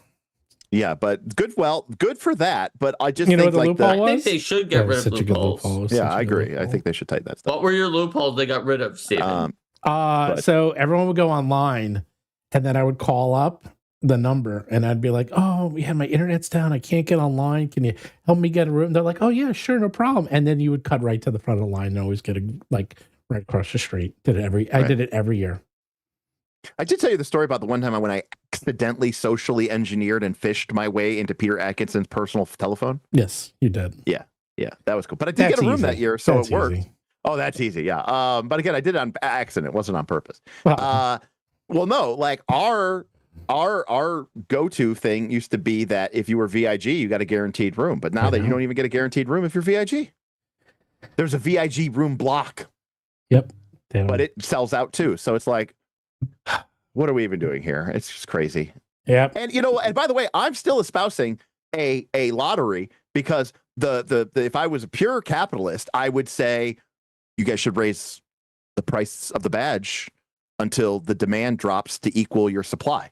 If you can only support 50,000 people with hotel rooms and occupancy, then you should raise the badge price until demand drops and you get parity and equality. And it's like, I'm like, it's Gen Con. It's not healthcare. Okay. It's not housing. Okay. People don't have a right to go to Gen Con. Yeah. I should people have UBI? Yes. Should we have Medicare for all, single payer system? Yes. Right. Should everyone have affordable housing? Of course. Should everyone get to go to Gen Con? No. We shouldn't. It's just a stupid convention. So it should cost what the market bears. I like capitalism. That's where capitalism should work. That's where capitalism should exist. Capitalism shouldn't exist, for essential human needs. But anyways, whatever. I'm the bad guy. Hate me. We do. Don't worry. We really went down a rabbit hole here. I look forward to getting my fucking hotel. That's 40, I found there's a hotel outside of the city. I found a hotel 8 miles from Gen Con. $10 a night, $82 for 5 days. Should I get it for $82? Kind of sketchy that it's that cheap. Fully refundable. Fully refundable. I can't wait to see the cot in the closet. I mean, it does have, out of 514 reviews, it does have a 4.6. So it's shitty. Yeah, let's see. Was Gen Con the place that we had where the air conditioning was kind of fucked up? Yes, and then Linda got sealed in one of the rooms, and she couldn't escape. That was funny. Right, that actually genuinely almost caused her serious anxiety from that. Yeah. I'm not making light of her. Actually, I found a very good hotel for $59 a night. I am renting this one. Steven, you started to kind of make fun of her, and then you couldn't get the door open either. And then you were like, okay, never mind. This is actually kind of terrifying. That's true. That is true. And it's because the air conditioner wasn't working, so it got too humid. Because it's made out of particle board. And particle board, when it gets wet, expands heavily because it's fucking particle board. And that's literally, it got stuck in the frame. We figured it out. And then we got the air conditioning working, and voila, everything was fine. Everything was fine after that. Right. No, you're not witnessing pivot into political commentating. Derik already does that sometimes if you have on the show for long enough. Try to avoid it, but but no, I don't hate anybody. Everybody can hate me. That's fine. I don't hate anybody. So Derik, what you're saying is that you don't like joy. But you also don't go into hate. You're kind of just the neutral guy from Futurama. Yeah, Lexapro. I have no strong feelings whatsoever. I am not a bad way to be. I'm a middle of the road kind of guy. My highs aren't that high and my lows aren't that low. I kind of I'm like the 5E of emotional regulation. I just aim for a solid 6. And it's like. That's good enough. So you just go around giving everybody 6 out of 10 on their stuff. I didn't hate it. That's a great, right? I used that to describe something the other day, and people are like, wow, Derik didn't hate something. That's actually pretty good. That's why when I just even moderately dislike something, it's like, well, that's a big deal. No, I don't know. I don't. Except I don't like extremism because I just don't believe it, and also I just can't live my life that way. To be on that spectrum of manic depressive, to just go from being this is the greatest day of my life to oh my God, this is the worst day of my life. That would destroy me. I would be exhausted. People do like to oversimplify things into 2 categories instead of a spectrum. Right. Yeah. So I try to, Yeah. That's how we got Critical Role's releasing a whole copy of D&D instead of just hey, it's probably a couple classes. Right. Instead of a couple classes. Actually, wait. Here's an interesting talking point, maybe interesting thought experiment.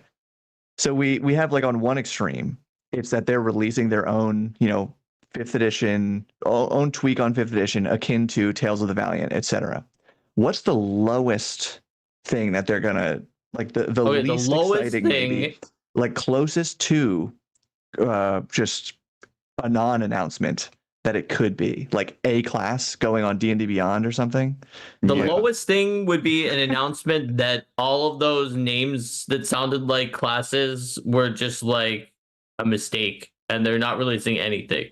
Yeah, or that seems unlikely to me. Or they're just new subclasses. Now, while that sounds unlikely, I will also say that releasing an entire new game is very unlikely. So we should have the two extremes. So that's the thing. What's the very unlikely? Yeah, the very unlikely is that was all a mistake. Like some guy who was doing their website just typed in some other word salad that sounded like classes. And then when they saw that, they're like, wait, what is that even there? That isn't right at all. And they just deleted it without writing classes in, and it was all a mistake.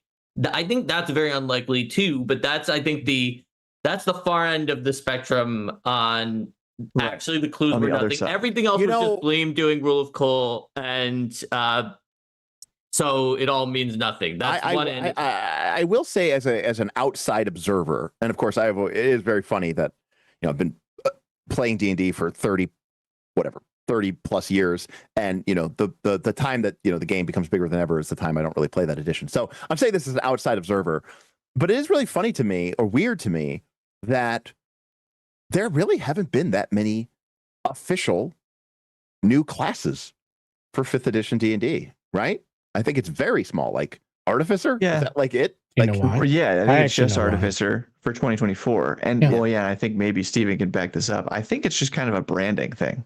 Nope. Yeah. Okay, well, that's my perspective, that it's like, hey, what class are you? Take this quiz, kind of thing. Like I feel like that's what people expect now. But is it something you can reveal? Game design and play testing and other resources. Nope. Oh, well, okay, wait. And my other point, although I know that like other RPGs would conflict with this, my personal opinion is that already a bunch of the 12 classes are relatively similar to each other, like at least in concept. So then if you can't continually like add classes that are truly distinct from the others, you kind of have diminishing returns on that anyway. Right. But yeah, I'm curious to hear what Steven's going to say. Oh, someone in chat also had a good one for the far end of it, Nothing Burger, which was that the reason it had randomly wrong class names was that an AI model generated that page.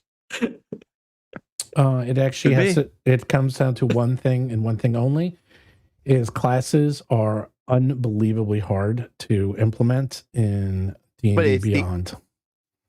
And right now, the technology, they actually are reprogramming the whole back end, and they're trying to limit adding that until they have the new back end up. I mean, but despite But isn't D&D Beyond super easy to build? It is, but they are building it off of, that's a new version of D&D Beyond. D&D Beyond has so much spaghetti code in it right now that they're completely redoing it. D&D Beyond was not built for expansion. D&D Beyond was built... How do I explain but even with spaghetti code, after 10 plus 11 years of D&D, you would think, I don't know. I mean, if I've learned one thing in the RPG industry when it comes to their have computer things and spaghetti code, it's that it's always harder than you expect. I think somebody said the other day that with the new announcement with Pathfinder 2, which is, by the way, coming up on year 7, is or 6 or something, year 7 is at like 37 classes or something. Good. I would believe it. I don't know. I just know it has a lot of classes. So that's why I prefaced that statement with I know other games continue to do that and diversify in mechanically interesting ways, but it's difficult to do that. But even then, to your point, Bob, when they announced the recent playtest, which just came out, there was pushback from some fans who at first were saying, well, these classes sound similar to ones that we have. And, they released it. There's a lot of interesting new stuff in there. They're like, well, some of this stuff is different too. But when they first heard the elevator pitch for the classes, they were like, well, could this be a subclass of classes that we already have? Right. Yeah. I forget where I heard this, but way, way back when I was first not super far in terms of your guys' experience in the hobby, but when I was first publishing some things on DM's Guild, I remember somebody giving advice, just reading advice between different people talking about this, and it's well, is the class you want to design, could it just be a subclass, and then could it just be a feature of a class instead, or could it just be a feat or a spell or whatever, how get the idea condensed down to I guess just its most pure form. And most of the time, then yeah, you won't have to design a full class to try to capture what you're going for.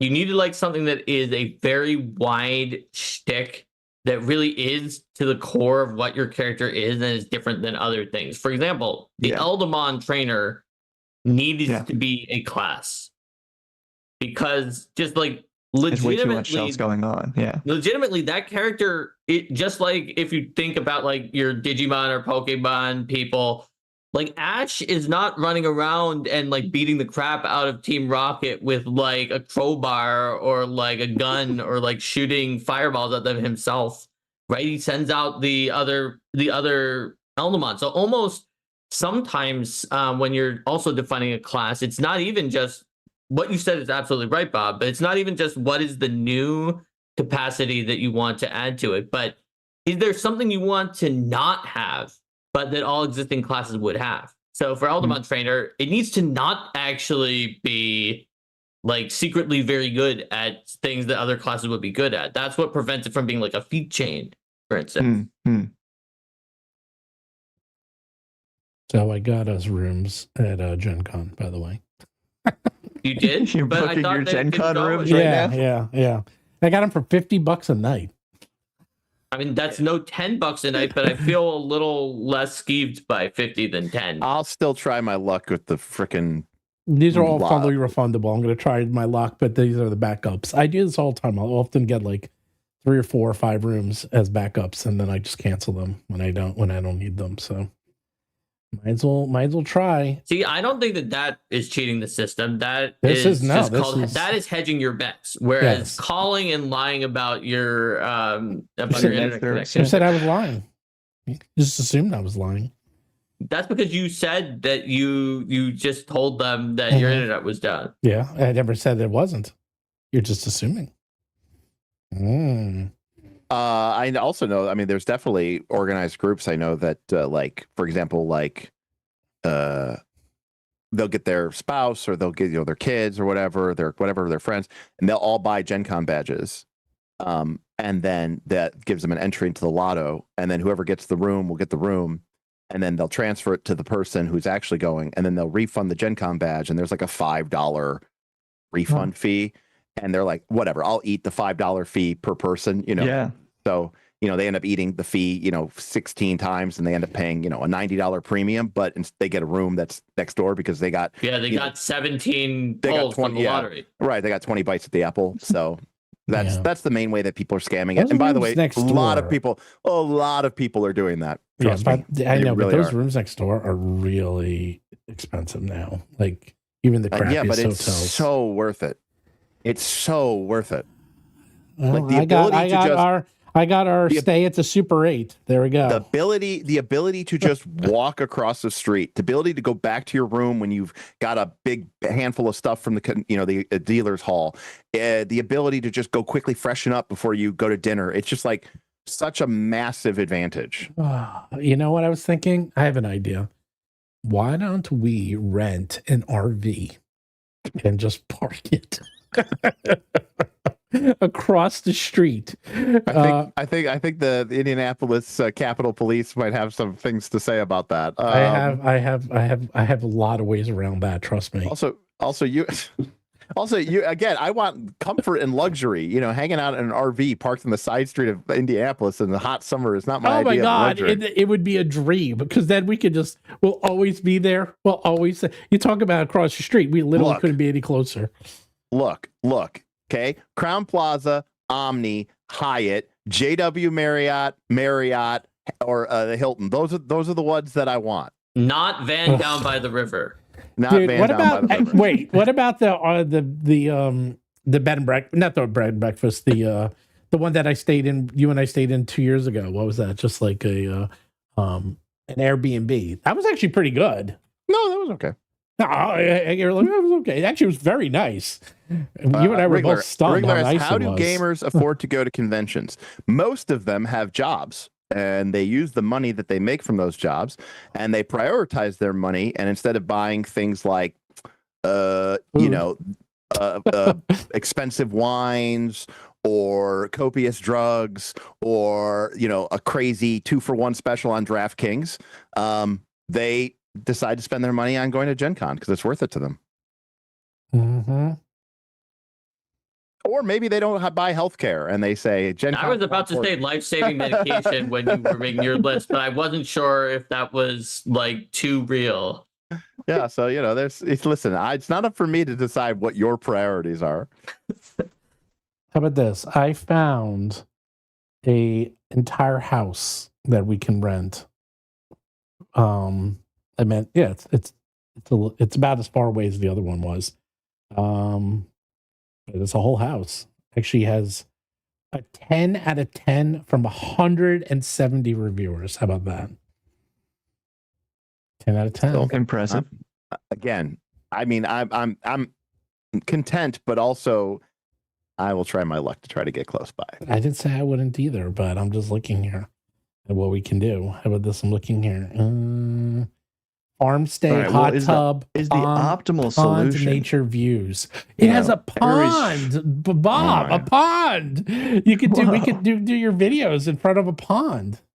I was gonna say, everybody's familiar with like a food truck, so how That about you would be combine awesome. Oh my God. combine booth with RV and you're living out of the thing that you also are truck. selling They have your the food RPGs trucks out there. of. Oh my God. So Yeah, you can but drive your God. RV right into the convention Derek, hall I'm getting and us a sell your food books out of truck, there. and you're gonna work the food truck. No, that's a brilliant idea because like everything at Gen Con that's been shitified, the food trucks now also suck. Oh, they Newsflash. Yeah, but you're not so selling bad. food. You're selling your books out of there. Yeah, instead of, because that is your booth as well. Yeah. booth That's dynamite. That's a good idea. You're welcome. I like that. And then you know what people will do? They'll be like, "Well, I really like it, but I want to go to the dice truck over there." And Yeah. I mean, they will. They will. You're right. They'll be like, "Yeah, your book truck is okay, but I'm looking for the dice truck." I'm looking for the dice truck. Do you know where the expensive dice truck is? Yes, exactly. Do you know exactly? Do you know where the dice truck is? Okay, and actually, I did see a good comment in here, a good reply to the question of like, how do you afford it? And the one just said by being local, because like this is another reason that it's just another reason I don't want to go to Gen Con is because like I have to fly, and yeah, it's just a lot more expensive. So I Jess happen to finally be showed up. lucky that I can drive to a couple around Pennsylvania in the year. Everything's Jess, driving. Jess, distance. please do not accuse me of dice slander when you missed this man, Mr. Stephen Glicker, What? shitting on What did I shit on? shitting on What? the eyeglass chains with the polyhedral dice on them, which I know you own a pair of. See, Derek, I thought you were gonna say it can't be dice slander if it's true. It is true. Because that slander has to be like malicious and untrue. Right. It's but true. yes, I that was Mr. Glicker. That was not me.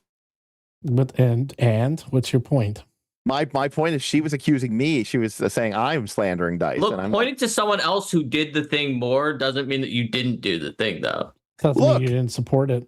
Look, You didn't defend it. I will not slander dice. Look, on one hand, you have a person who spent an inordinate amount of time crafting and creating not only a fully realized and brand new creative vision and world and lore, but also created compelling, interesting, fun game mechanics that also, have to be balanced against other sets of examples. And then on the other side, you have somebody who, poured resin into a mold. So, I mean, yes, we are clearly talking about, the same thing here. I mean, they are a creative just like any game designer. I think they deserve all the money that they get. So when you say you will not slander dice, it's like when Mark Antony said, but Brutus is an honorable man. Right. The dice are an honorable man. And the dice are a premium product. The creativity, overwhelming. Wow. That one has sparkles. And you know what my favorite part is? No. Those what is dice, your favorite part? Those dice are all like the Morkborg of RPGs, which is in making them look cool, they become unusable. That's the worst part. Is like all these dice, you can't even read them. They're unreadable. They feel like Derek's doing a little bit of like a like a modern art critique, you know, where it's like I just don't get it, and it's like that it's not for you. No. It's like there are just people who love those dice. Yeah. There totally are. But the fact that there are people who love it is what makes Derik so mad. Art is I think you're right. It's because they're happy. That's it. It goes back to art is fundamentally non-functional, right? Okay. So if you are going to take a tool, and so just like but let me back up. Just like you said, maybe Morkborg isn't functional, or those dice aren't functional. You literally just said like to the point of where you can't use them. So then maybe that's the case. Maybe it's art to those people. Okay. Maybe. It could be to those customers. Yeah, I guess. Riggler, it's part of how I save money so I can go to cons. I don't buy those dice. If I were to make branded dice on out there, okay, number one, they wouldn't have any branding on them. I find that to be very confusing. Okay, so I don't like it when there's symbols on the 1 or the 20 or the 6, because then I'm like, is this the 1 or the 6? I never know. So number two, they would be black and white. Okay, and red all over. Or they would be white and black. You know why? Those are tier 0. Those are the highest possible contrast dice. You maybe get like a yellow and black. That can also be very high contrast. Because that way you can see them from anywhere on the table, everywhere you go. You can see them from space. Yeah. So Derik, when you say that art must be non-functional, does that mean anything that follows the form follows function is automatically not art? No, because there's certainly something to be said about like the aesthetic beautiful thing of a tool. Like I've owned tools which also had an aesthetic quality to them. Didn't you like do carpentry? Yes, exactly. And none of that was art or artistic in any way because it was also functional? I call that craftsmanship. I think it's a different because I am striving. If I make you a table that's beautiful but it can't support any weight, I consider that a failure. Like, but would that be art in that point? that would just be, I guess, an art piece. But I think it's kind of foolish in that respect. What if you made a table that could support weight and was beautiful? Could it be art? Again, I call it craftsmanship. I think there's a slight difference. I don't know. And I say this as someone who considers themselves a craftsman and not an artist. And so you consider that title as well for like your RPG design work? Well, I don't design anything for RPG work because I'm neither. Okay. I'm a talentless hack. But, that's besides the point. But yes, in theory, if I did, I would go with the word craftsman rather than artist. Because it can look very... You're a craftsman? You're craft? Yeah, that is very true. Yes. No, I'm a heartless bureaucratic editor who nitpicks you into oblivion. That's who I am. But God, you are. You but you like our stuff. I send you stuff and you're always like, oh, it's I love it. Mark, I'm not gonna say anything. Mark knocked it out of the park. I'll just say that. You can say you saw the Eldamon Legends early. I saw some of the Eldamon Legends early, and some of the choices and some of the names and some of the thing are chef's kiss. There you go. Yes. So Junderlin, who is a Knights of Last Call fan, is referencing the fact where we did one of the most obscure streams that you could ever possibly do, which is where we talked about game design philosophy of pragmatism expressed as clans from Legend of the Five Rings. And that's why he's saying Mr. Crane, not Luke Crane, but Crane as in the Crane clan from the Legend of the Five Rings. Okay. Yeah. But we did decide that Luke Crane would have been a crane. So fair enough. Why would Luke Crane have been a crane? Because it's about elegance and the aesthetic of design while still maintaining functionality with a very, very, very a critical eye towards not towards usability, but towards expressing your idea, even if it means it becomes untenable for the vast population of people who would possibly play your game. AKA Burning Wheel is Burning Wheel, and Luke Crane doesn't give a shit if you play it or not. And Luke Crane will be the first to tell you you're playing Burning Wheel wrong. Like, there is no rule 0 in Burning Wheel. So that sounds like the perfect game for you. It's like I love Luke Crane games. You're right. I was just thinking, I'm going to make a TTRPG. You would love Runehammer then. I mean, he has the same philosophy. He makes it for himself. He makes these games that he believes that are great for him and people who like him. I think index card RPG. I think my issue with Runehammer is unlike Luke Crane wants a very bespoke, complex system. I think Runehammer wants a more simplified and durable system that can just be take hits and keep going. Luke likes to create these, like, I don't want to call them Rube Goldberg machines because that's probably overdoing it, but it is definitely a very intricate piece of machinery. Yes. Yeah. There you go. Poor Bob. Bob's like, wow, I just wanted to promote my Kickstarter, and I'm like, I got that out of the way in the beginning. So, he's like, gotta get it out of the way before we're in the weeds. We got 15 minutes left. Bob, if I was thinking about running some Shadowdark, why would I want to play, or why would I want to pick up your zine? Like, why? What are you doing? What makes your zine so cool that I want to run that instead of one of like the ones that like was already out there from Arcane Library or something like that? What makes yours different? Yeah, right. Tell us how you're going to bury Kelsey at her own game. I want to hear it. Or Roll for Combat, and one of our many books that are also written by Michael. This is, like I said, a collection of a bunch of different stuff. So it's really, again, comparable to those Curse Scrolls that we mentioned earlier. So you're getting a lot in there. It's not just an adventure or just a couple classes or just a couple monsters or something. But in terms of the adventure, for me, it was really built on this, built on the theme, on the genre, right? Because it actually started as, do I have it over here as well? This one shot that I wrote for Daggerheart. This was because I had read a bunch of pulp fantasy novels right around the same time that Professor DM was like, hey, Bob, you need to run a one shot of Daggerheart for me so I can say I've played it and talk about it in videos. So I then wrote this one shot based on just a really like brutal kind of opening scene from one of these books. And he had a good time with the session, and it was also very collaborative, where I kind of built in a bunch of things where the players can provide names for people and places in the adventure. But one of the places in this initial one shot was just kind of the name of a dungeon that in that one shot, the players could just choose it as one of 3 different options for infiltrating the main bad guy's place, so to speak. And I basically just decided, like, I have to build out that dungeon, and I really want to do it in Shadowdark instead of Daggerheart. So yeah, I do have the map over here. Let me show you this, because this is one of the things that I'm very proud of with the dungeon itself, that makes it actually different from any other Shadowdark dungeon official that I'm aware of, where it is a classic vertical dungeon layout rather than being the top down kind of sprawling rooms. So gives it a different flavor.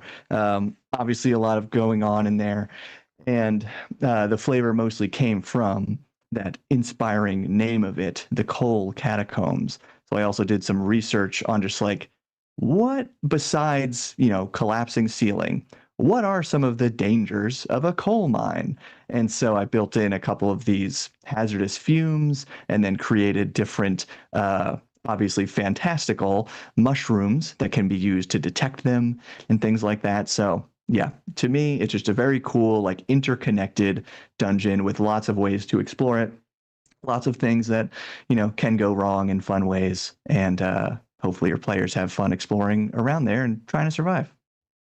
So does that mean that people could do like a Daggerheart Shadowdark crossover where they're doing the one thing from Shadowdark to infiltrate the dungeon, and then they switch over to their Daggerheart characters once the dungeon specialists say that they hired to clear it out for in the Shadowdark system have finished it, the Daggerheart characters go through and then go into the next part of the adventure? You could do it that way. Yeah, in my mind, this takes place much like the brilliant minds behind the new Baldur's Gate 3 show. This takes place after the events of the Daggerheart module, because like one of the elements of that is those characters, because that Daggerheart thing is very like scene based. It's kind of like you're here and then you're here and then you're here, because it was designed for a one shot to be done like in a limited amount of time. One of the things they do is What do you think is hard? Yeah. What do you think? Since you kind of wrote the same adventure twice. Well, it's like a follow-up. Not at all. Not How at all. dare Yeah, you? These are completely different. Oh, things. it's a Yeah. I was going to say, it's like, what would you say is the difference in writing a Shadowdark adventure versus writing a Daggerheart adventure? Extremely easy. So the Daggerheart thing, it was very much, again, like I consider it like theatrical, where it's like this. There is a narrative to what you're doing here, and it doesn't have to be that way in Daggerheart, of course. But in Shadowdark, absolutely, it's got to be more of a blank slate that you are exploring in your own way. So very much so. Like this is a one shot for a path, like through a couple scenarios, you know, that are kind of like strung together, and the Shadowdark location is just that, where it's like you can go in here and there are like a half a dozen ways just like into the dungeon, and then a bunch of ways through it, because it's all very interconnected. And that's just one part of it. Again, I also then like expanded the setting that in this is just like a couple words and phrases of lore, really. So that's all expanded in the new book as well. Okay, cool. So if the new book is a follow-up, very much a separate thing. Do you think the actual play that did your Daggerheart adventure will do a follow-up actual play for the Shadowdark one? That would be cool. I still need to watch the Daggerheart one. That was just today that I saw it, but yeah. That's got to be definitely a tonal whiplash, right? When you go from Daggerheart and you're like, you're reduced to 0 hit points. You're like, I avoid death. And then you go to Shadowdark and it's like, no, you're dying and you're dead and your guts are hanging out. Roll that death timer. Yeah. Right. I mean, and that was it too, where it was like, I was going for, like I said, a very like pulpy kind of grimdark sort of vibe with this for Professor DM, and kind of based on what I had just been reading at the time. And so the Shadowdark switch for the dungeon was, you know, it was for the dungeon in that mechanical sense, but then also just like Shadowdark definitely fitting the themes that were already built around that initial adventure anyway. So Yeah, 100%. So cool. I'm gonna let everyone know that people want to know, is it true that we all hang out and talk to each other all the time, all of us dungeon tubers? And the answer is yes, actually we do. Now we do at quite conventions, a bit. Yeah, when we manage to go, yeah, we actually do, because you keep mentioning Professor, and it's like, I'm trying to think. Our core group is like us here, Bob, Professor, Baron DeRop, Kelsey Dion. Trying to think who else. Ben Milton, he's in the core group. Jess, obviously. Yeah,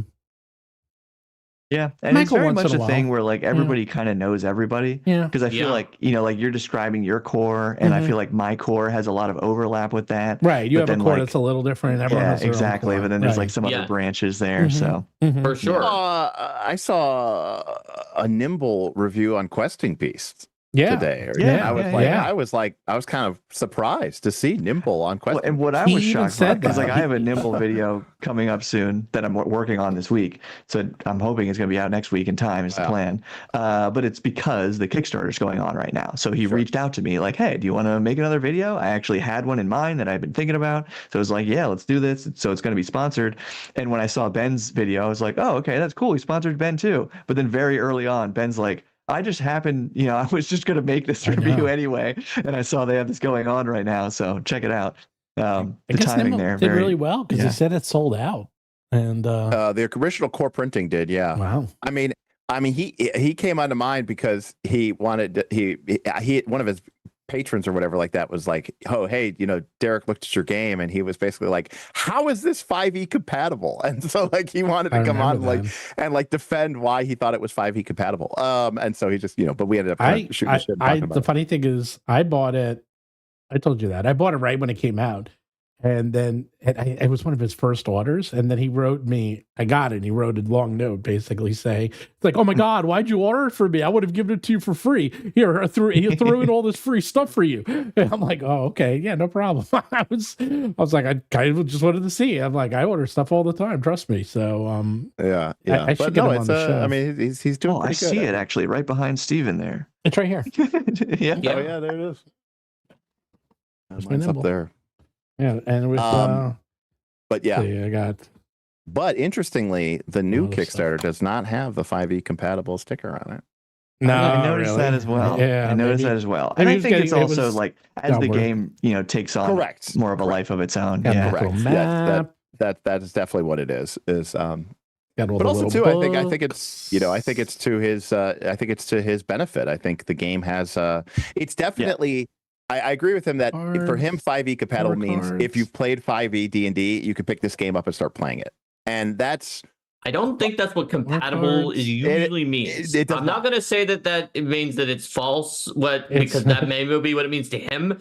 But compatible generally in the industry means that the two can interface with each other and can be used in some interconnected way, but there may be some friction, a little friction, but that you can generally use them together. It does not usually mean it's easy to learn this if you know thing Y, if you know thing 5e X. adjacent is what That it would be probably good, should have but been. that's not a term people say. I mean, Of course not. That's why I said he didn't use it. I mean, it's got 4 stats instead of 6. You don't have an armor class. There's I no said it's attack adjacent. roll. It's like it's a distant cousin. It's like a third cousin of D&D. 5e inspired. Or no, it should be. It's like the black That's all I'll sheep say. You of should check it out. D&D. That's what it should have been called. I mean, when I ran Nimble for my group, I used the D&D 5e Essentials Kit Adventure to like kind of test that out, and it worked fine. Like it was, so we were running Nimble characters. I did most of the time, I think, use the Nimble monsters as well. Yeah, well, and he so says in that case, it's you can have a Nimble character in a group with a non-Nimble character. And he says that it works, even though the Nimble character doesn't need to make an attack roll. The problem is that the Nimble character their turn is going to be so swift because that's the the whole purpose of it. And they're going to have to wait 20 minutes or more while everybody else goes. Yeah, well, times are tough, I guess. I don't know. Hope your phone's charged, I guess. I don't know. Yeah. But yeah, no, it's a really cool little system that he's got, and he's got some really neat stuff in his expansion and his Kickstarter. So. Yeah, I mean, it looks like really good game design. It's just the question is it compatible? Yeah.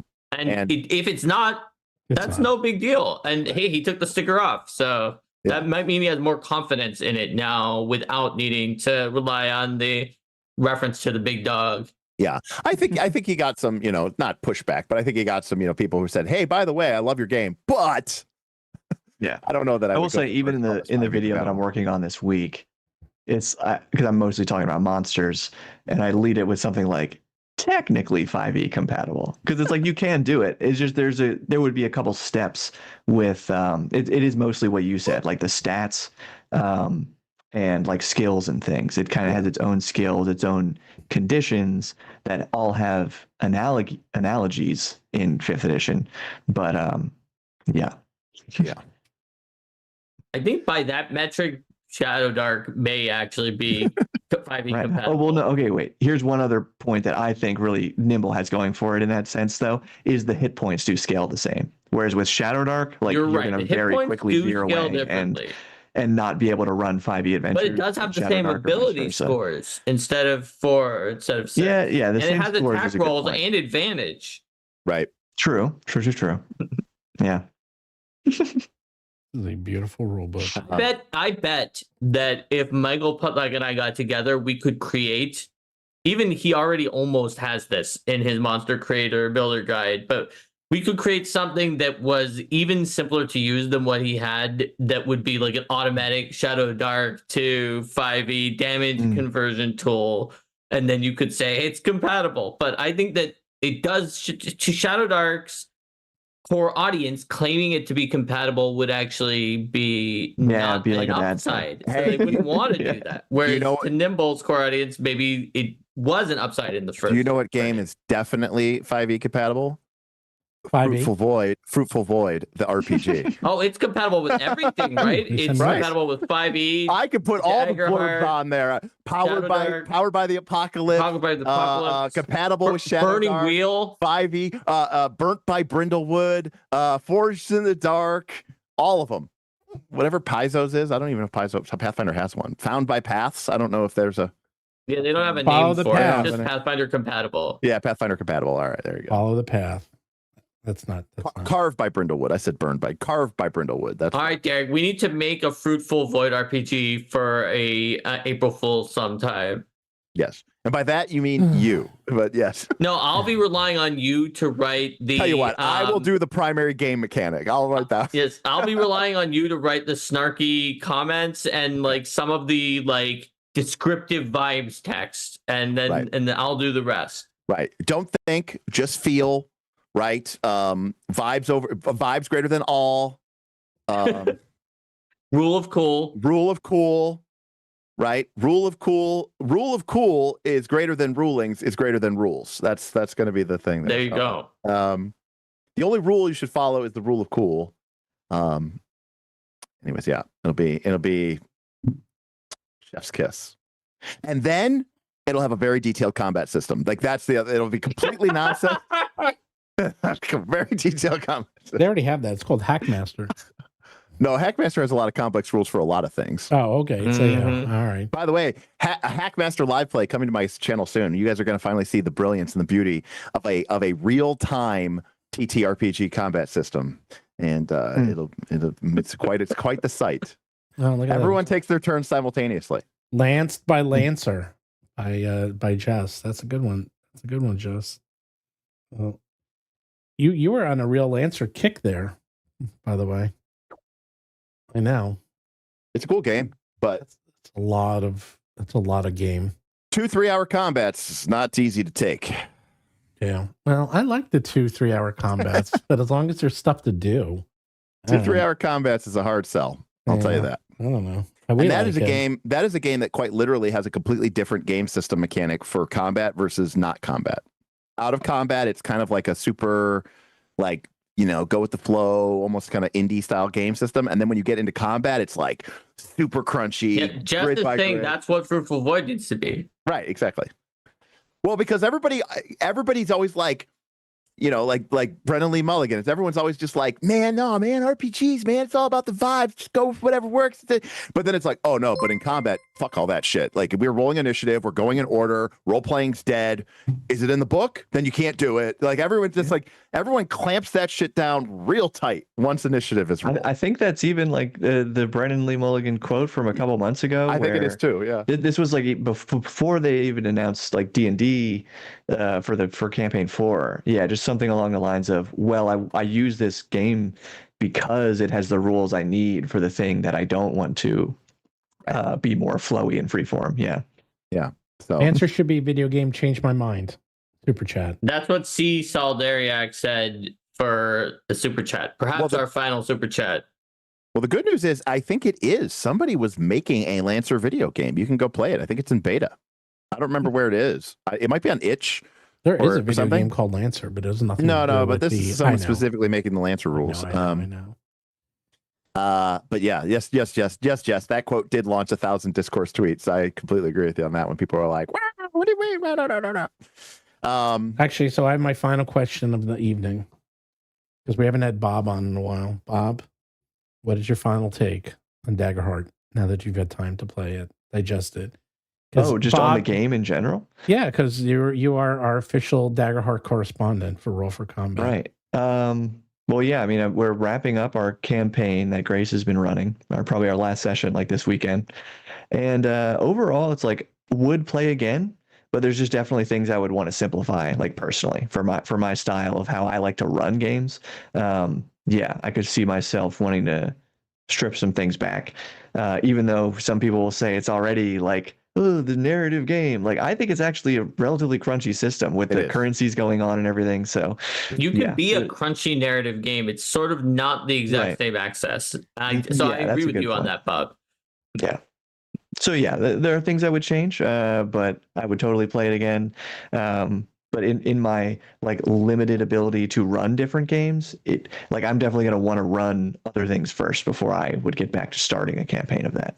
So what are you up to next? Because you run DCC, you run Daggerheart, I guess you run Shadowdark. Yeah. So now, we only ever have one game going at a time, like with our group, because it's just like a ideally weekly meet up with some friends here.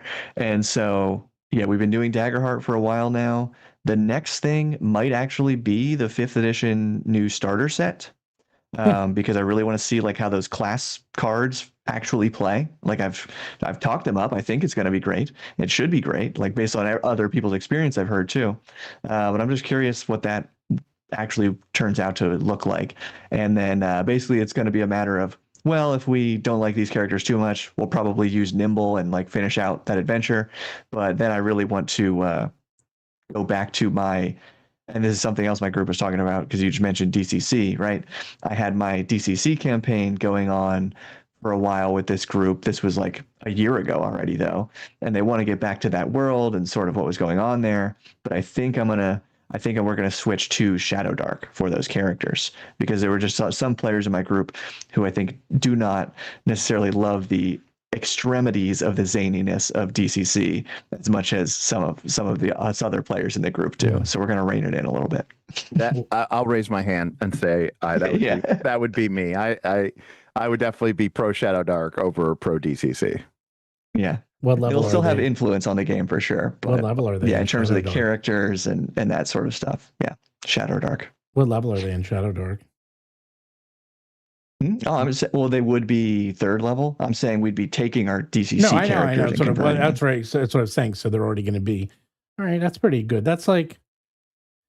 It's interesting once you get up to higher levels. I've had discussions with. They might even need to go higher that. in Shadowdark actually, because the thing is, like a 3rd level DCC character, surprisonce powerful.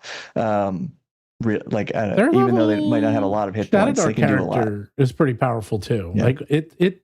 Once you get to 3rd, 4th, you're pretty strong. Like it's like 1st level, you 1-hit kill. 2nd level, but then 3rd level it starts. Well, to the game only goes to stabilize. 10, so Well, like unless every you get level's like 2. Deathbringer and then it goes to 20. Okay. Yeah.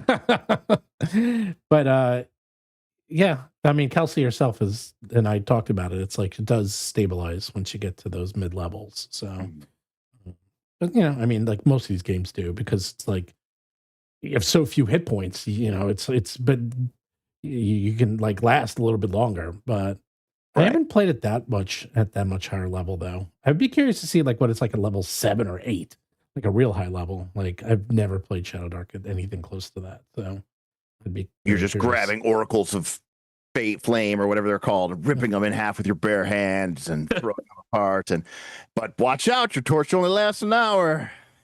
That's or less if Derek's running it. That's true. It's 15 minutes, or whoever notices it first. 15. Jeez. Oh yeah. Yeah. Well, the way I run my rule is when you light a torch, I have a 15-minute hourglass and I put it on the table. And if the hourglass runs out, then you get attacked by a random encounter. But if the players notice first, they can light a new torch, which will flip the hourglass back over. Yeah. So I was with him when that happened, and immediately he attacked us. Yeah. So basically, it's like you have to pay attention, but the game, we're going really quick. And so a lot of sometimes the hourglass may have been empty, who knows, for 20 minutes, and I didn't notice, and you didn't notice. Right. And then suddenly some player will go, hey, I light a torch. And I'll be like, ah, damn it. And then I'll flip it over. Right. But then there's also a meta game, because if you try to light it too soon, I don't wait for it to flip over. I just turn it over. So if there's still 5 minutes of sand in the top and I flip it over, you're only getting 10 minutes out of that next torch. So it's to your advantage to wait until it's just I actually like that too, because people are like, oh, we all light torches. And I'm like, nah. Yeah, no, then it doesn't really matter. Some of our monsters in our Shadowdark books, they will either take your torches or have ways to extinguish your torches. Right. Some of their monster abilities. So, granted, my Shadowdark also had drunk luck points, where I was in that game. Yes, if you did a shot at the table, you could earn a drunk luck point, and you could spend a drunk luck point just like you could spend a regular luck point. But if you failed with the drunk luck point, still it was like a critical fumble, right? So it's like, it's like a riskier luck point, right.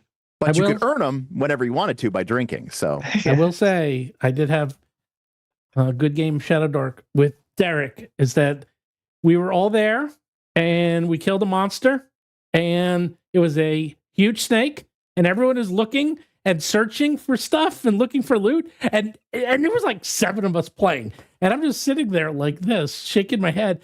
And then I looked at Derek and I say, I cut open the snake. And then you're like, oh, yeah, oh my God. All the jewels and gems fall out of it because it's an old school adventure. Of course the monster is full of treasure. I was like, come on, guys. Is this like, that's like 101. That's D&D 101. Like, come on. It was great. None of them knew. And I leveled up because I got so much loot. Yeah, we were doing like a fast version of XP or whatever. Did you play the part 2 or no? You were busy being cool. No, that's when Kelsey and I came to visit. Oh, yeah, that's when you guys stopped by to visit. Yeah. No, we were busy. Because in part 2, that's the one where the guy playing Smith, playing the wizard, died, and he didn't want to make a new character. I was so there instead, when that happened. We ruled that his spirit transferred into the other player character, and they became a Gestalt character. Yeah, it was there.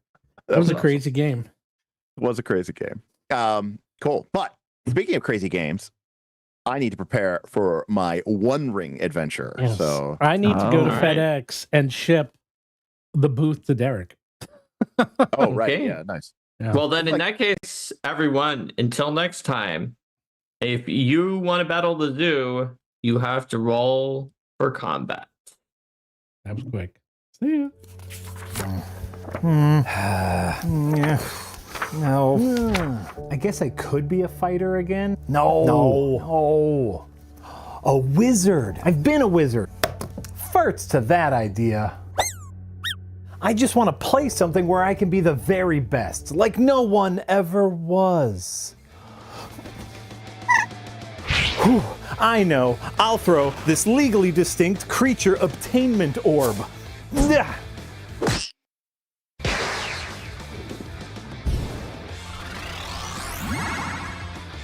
That's right, Eldamon lets you play as a custom creature trainer class in both Dungeons & Dragons 5th edition and Pathfinder 2e. Featuring elemental monsters, custom rules and roll tables for finding and befriending them, even roleplay based level up for those horrible little adorable beasts. But this isn't even about that book. It already came out to rave review, and technically speaking is different than any other monster collecting intellectual property. After hundreds of hours of playtest, balancing, and critical success, Roll for Combat is making Eldamon Legends. I mean, we know what this is, but legally, it's different, right? Eldamon Legends is a new massive expansion to the original Battlezoo Eldamon, adding more content. You get a major expansion for each Eldamon element: air, darkness, death, earth, electricity, fire, force, ice, life, light, mind, water, and wood. Plus, you'll get detailed lore and stats for the 13 new one-of-a-kind legendary Eldamon. Add in over 100 new common, uncommon, and rare Eldamon, brand new elemental powers, new Eldamon-only gear. That's a lot of Eldamon. Gotta befriend them all. And if you put just $1 down, you get a special edition version of the core Eldamon book. It's got a little squirrel on it. But most importantly, my dog Toffee's in it. In real life, all he does is snuggle up in blankets and lick his own arse. But in Eldamon, he's a legendary creature of darkness who licks his own arse. Head on over to eldamonlegends.com today, put $1 down and back at any tier, and you can get a special edition version of the core Eldamon rule book. It's got a special cover on it. You know who that is? Squirrel Ash. This one. So you can start collecting and befriending. Listen, they don't go in your pockets, so it's different. Monsters today.